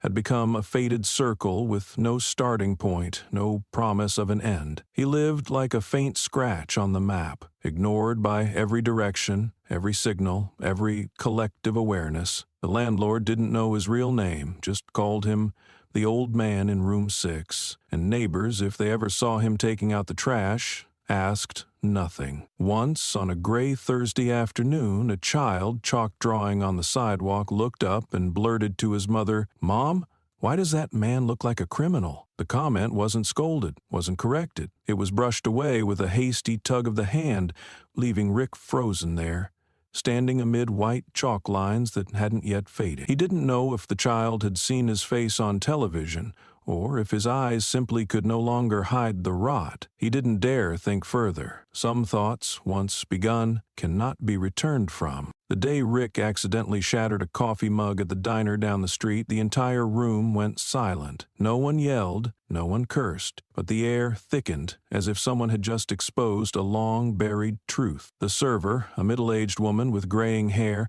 silently picked up each shard of ceramic, replaced the cup for another table, then turned back to him and asked in a hollow voice, "Do you remember how many people had to clean up after you?" The question didn't ask for an answer. She didn't wait. But Rick couldn't finish another bite. He stood, left behind a crumpled bill and a coffee stain on the back of his shirt, soaked in some time without him noticing. He walked home, not because his car was broken, but because he had long feared sitting behind the wheel, afraid of steering anything when he no longer had direction. Rick had once believed he could start over. One early autumn afternoon, he went to a community center to apply as a volunteer, not to redeem himself, but because he feared forgetting how to speak to others. The coordinator, after glancing at his file, gave a faint smile and said, "We don't need anyone at the gates anymore, especially not someone who once locked others out with handcuffs." He wasn't accepted. But no one said it aloud. They simply closed the folder politely and walked into another room, leaving him standing in a long, cold hallway, like he'd never existed. Rick sat for nearly an hour outside in the parking lot before leaving. He never applied again. A week later, Rick opened a new social media account. No real name, no profile picture, just to observe a world he no longer belonged to. In a private group on judicial reform, he came across a comment. "He's not a man, he's a stain on history." The comment had hundreds of likes, and below it was a photo of him kneeling, not in remorse, but because he had been forced to during a disciplinary hearing years ago. A moment edited out of official broadcasts, but captured by a law student on their phone. No one knew who had reposted the image, but it spread like mold through the cracks of a decaying house. Rick deleted the account after 3 days, without comment, without reply, leaving no trace. But he saved the photo in an unnamed folder next to the familiar video he still watched. One winter night, the power went out in his building due to a faulty wire. He stepped into the hallway to ask for a flashlight, but the neighboring door never opened. As he descended the stairs, the only light came from the management office, where an old TV was broadcasting local news. The anchor was reporting on a new state law banning any police officer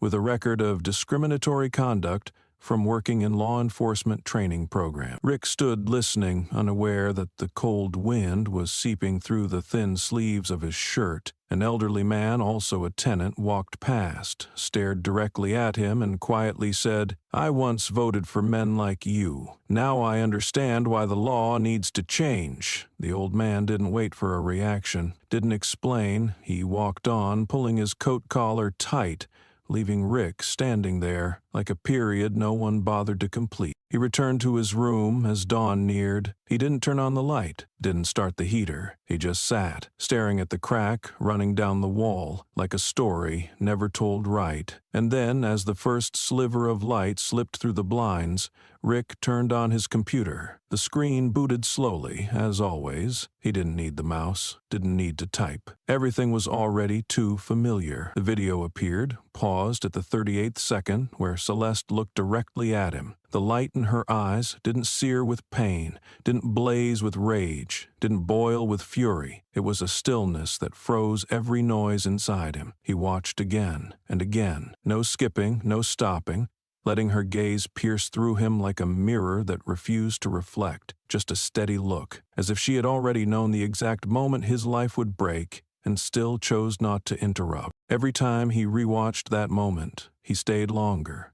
Not to understand her, but to try to understand himself. Why, among the thousands he had interrogated, stopped, barked orders at, only one gaze had stayed with him, A gaze that never had to say, "You were wrong," because he saw that sentence in the mirror every morning afterward. He wrote a single line in his old patrol notebook: "I handcuffed someone whose eyes I never understood." No one knew what he wrote, no one read it, and no one needed to, because Rick Hardwell no longer had the reputation to be opposed, the credibility to be defended, the fear to be hated, or the relevance to be apologized to. He had been cut even from the role of a villain because society had realized some people don't need to be publicly disgraced. They do it to themselves better than anyone else ever could. He had once believed that all of it would pass, that after the media storm, after the news stopped replaying the footage of him handcuffing Celeste in the street, after the angry hashtags were replaced by newer, faster, fiercer trends, he would eventually be forgotten. But the truth is, some silences don't come to forgive, they come to erase, and nothing is colder than being erased by the memory of the crowd. Once he walked into a convenience store, and the young cashier, barely in his 20s, caught sight of Rick's name on his credit card and silently placed the receipt down on the counter, without a word. On the table lay his phone, playing a podcast titled "Public Figures Who Don't Deserve to Be Remembered." Rick knew he'd just been added to that list, not by legal decision, not by verdict, but by the cruel quiet of everyday life. Once, he was standing at a bus stop in the rain.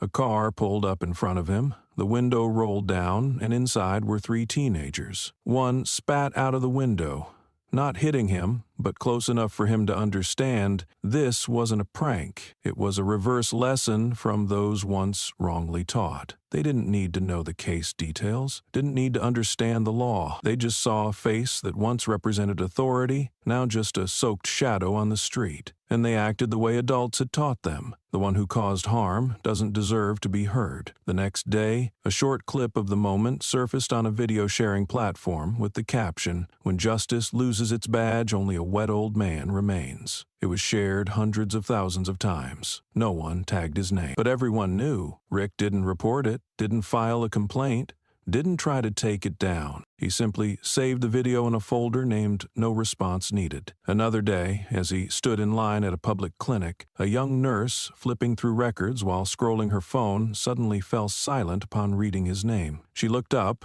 her eyes free of hatred, not threatening, just calm, like gazing at a memorial portrait that needed no candle. "Do you know? She can't play piano anymore." The question needed no subject, no context, no name, but Rick understood instantly. Those aged hands of Celeste had trembled the day he forced her against the police car amid the crowd's shouting, trembled from pain or fear or something else he had never asked. And now there was no one left to ask. The nurse didn't wait for a reply.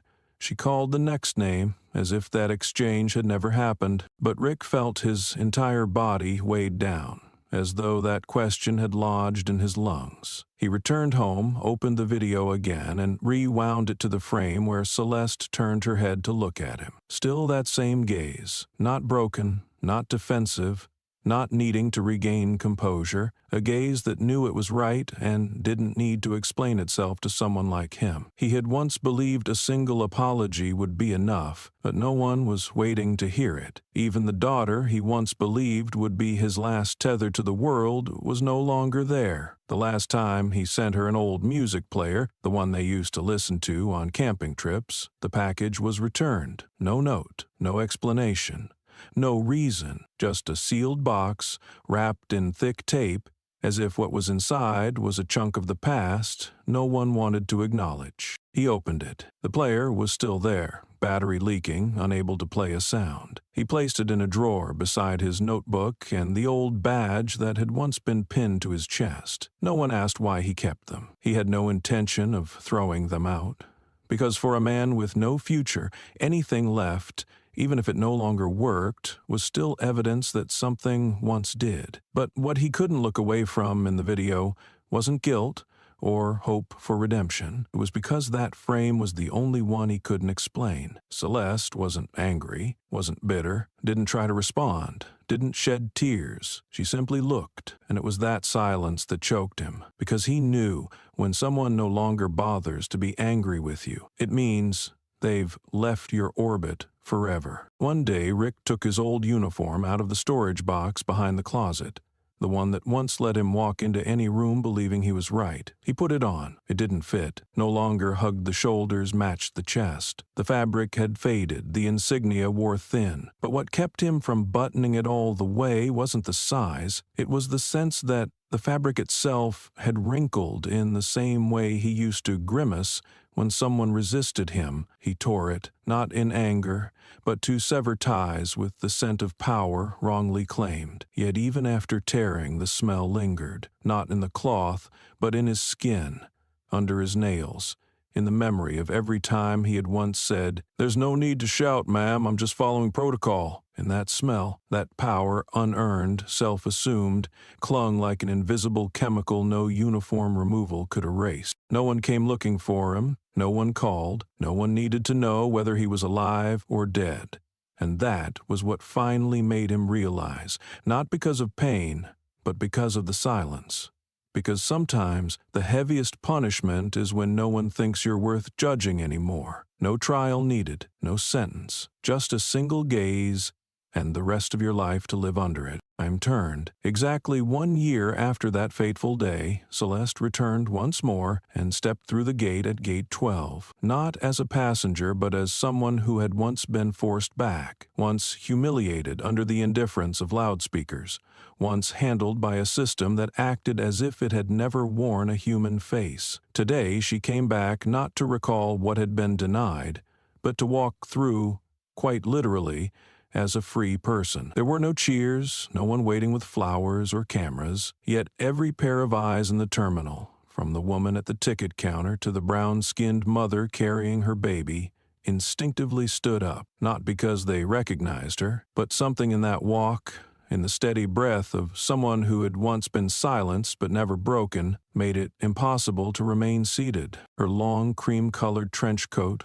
unadorned, carrying no emblem, brushed lightly over the gray stone floor. Her footsteps didn't strike loudly, but they echoed. No one spoke a word, no music played, no usher led the way. The silence that surrounded her was the most powerful declaration of all. A white girl, around 8 years old, in a red and white striped dress, tugged her mother's hand and whispered, "I don't know who she is, but she feels right." And the mother didn't answer. Her throat, too, had tightened, witnessing a presence so starkly clear, not because of skin color or title, but because it made people look inward at themselves. As Celeste approached the security checkpoint, the guard man who once bowed to loud suits now simply nodded. No one asked her to present her ID. No one asked what class her ticket was. Every gaze waited, not for a command, but for a signal, as if this woman had already been validated by the very moment she was once denied. Pilot, middle-aged man with silvering hair and a solemn look, stepped out from the plane door, setting aside protocol, and walked straight toward her, extending his hand without hesitation. "An honor to serve you, this time the right way." The sentence was not dramatic, not rehearsed, but for those who remembered what had happened that year, it felt like something inside their lungs had been released. A deep, slow, quiet exhale. Celeste didn't shake his hand immediately. She looked into his eyes, not accusing, not scrutinizing, but as if asking, "Do you truly understand?" Then she took his hand, firm, decisive, without the residue of regret. Those nearby saw it, but no one raised their phones. Not because they didn't want to, but because they understood. Some moments are not meant to be recorded. They are to be kept not on screens, but in memory, in the deepest chambers of dignity. The plane bore no one's name, wasn't christened after any figure. Yet that day it was whispered across the terminal that this flight carried something higher than rank or title, a wordless acknowledgement,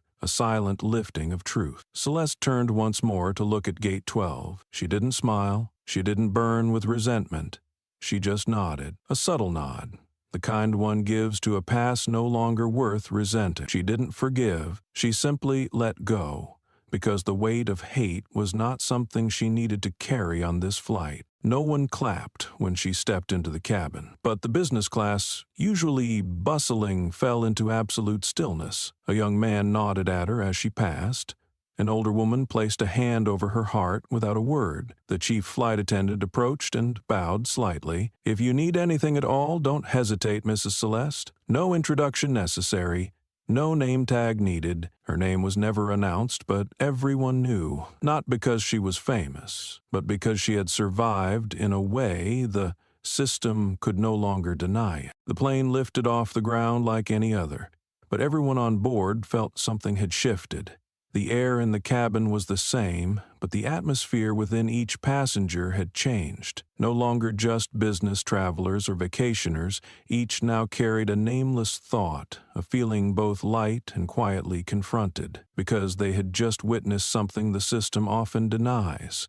A woman who did not demand justice, but made justice exist simply by continuing to walk forward. Celeste said nothing. The book in her hand lay open, but no one saw her read. Her gaze drifted out the window, where the clouds layered like unfinished sentences. In that silence, another language began to speak, the language of those who had been silenced and denied the right to resist, but never surrendered the right to exist. The plane landed in the afternoon. The door opened and sunlight poured into the cabin like a velvet curtain being slowly drawn. Celeste stood up, unhurried. Everyone waited for her to walk first. No one said it aloud, but everyone understood. As she passed the cockpit, the entire crew stood to greet her. No one raised a camera, no one posted an update. But that day, hundreds of people went home and told their spouses, their children, their friends. They had seen something that no viral clip could ever replicate. Celeste descended the steps, her coat catching the soft breeze. No one greeted her, but no one looked away. A young baggage handler ran past, then stopped abruptly, as if pulled by an invisible force. He bowed his head, unsure why. Perhaps he didn't need a reason. A woman like Celeste doesn't need to be fully understood, only seen with rightful reverence. As she walked through the arrivals hall, the security guards stood tall in unison, not by regulation, but by something more primal, an instinct that recognized someone who never bowed before humiliation. But before Celeste became a media icon, before her gaze became a symbol shown at international conferences, there had been a man who thought he had the right to assess her worth with handcuffs and sarcasm. Rick Hardwell, still wearing his name badge at the time, handcuffed her at the boarding gate, under suspicion of using a fake ticket, simply because she wore a suit and walked with a confidence that defied his bias against black women. A short video of her standing, forced into stillness in the middle of the walkway, her coat off-center, arms pulled behind her, not resisting, went viral. She stood motionless, like driftwood wedged in the flow of people. What made that clip different from every other scandal was the look she gave Rick when she turned back. Not anger, not weakness, not even pain, just a terrifying calmness from someone used to being insulted but never losing her posture. And that silence haunted Rick for months, until he couldn't bear it, tore off his badge, and disappeared from the force like a ghost out of favor. For over a year, Rick lived quietly in a southern suburb, avoiding crowds and reporters. But Celeste's silence never let him go, not through accusations, but through the way society quietly erased him, as if his name had never existed. When he attended a retired police conference, guests discreetly left the table. A Latina officer who had once worked with him returned her name tag when she learned he'd been invited to speak. "We don't toast with someone who made the entire force justify itself," she said, in front of dozens of former colleagues. A few weeks later, Rick tried to return to his old academy to teach an introductory training course. His application was rejected outright, with a single note, incompatible with the program's ethical values. The final blow came from where he least expected. His son was denied admission to a prestigious military school, not because of grades, but because his parent was linked to a federal human rights scandal. It was a phrase no one dared say aloud, but it echoed at every parent meeting where an empty seat sat beside Rick's name. Throughout that time, Celeste gave no interviews. She declined speaking engagements, wrote no memoir, and hosted no shows. She appeared only at closed congressional hearings, serving as a fiscal oversight advisor on global relief. Quiet, precise, leaving behind no slogans, only impact. It's said she helped block 3 misappropriated funding deals involving special interest groups and rewrote health budget allocations to ensure not a single dollar passed through nations known for racial discrimination in care. And when the Oversight Committee proposed honoring her in a formal ceremony, she declined with a single line, "I don't need my name carved in stone. I just don't want it used to excuse someone else's mistakes." That flight was her first public appearance in nearly 2 years. No promotion, no welcome sign, but everyone recognized her the moment she stepped off the plane. Strangely enough, among them was a newly assigned airport security officer, once an intern under Rick.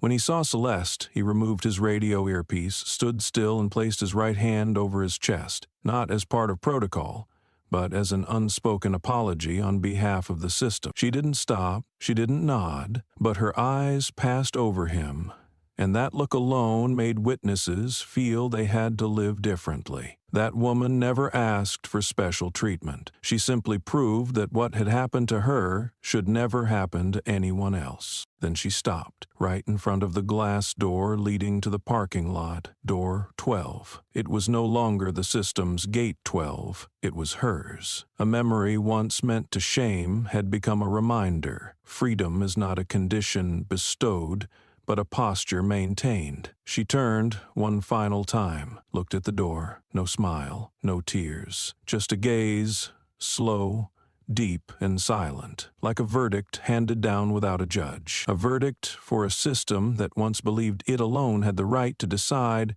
who was worthy of passing through. No one said a word. No one dared exhale. But everyone knew that moment didn't need recording. It had been etched into the one place no camera could reach, where people learn the difference between victory and transcendence. She stepped through the door, didn't look back, not because she despised the past, but because she had lived long enough to know some things aren't worth carrying, and some things, like the posture of freedom, are clearest when you walk forward without needing anyone to remind you that you were once stopped. No plaques needed, only silence, honored, and that final look was the closing line. If you've made it this far, it means something in this story has resonated with you. Maybe a moment of emotion, maybe a memory of your pain, or maybe something you can't yet name. Don't let that feeling fade.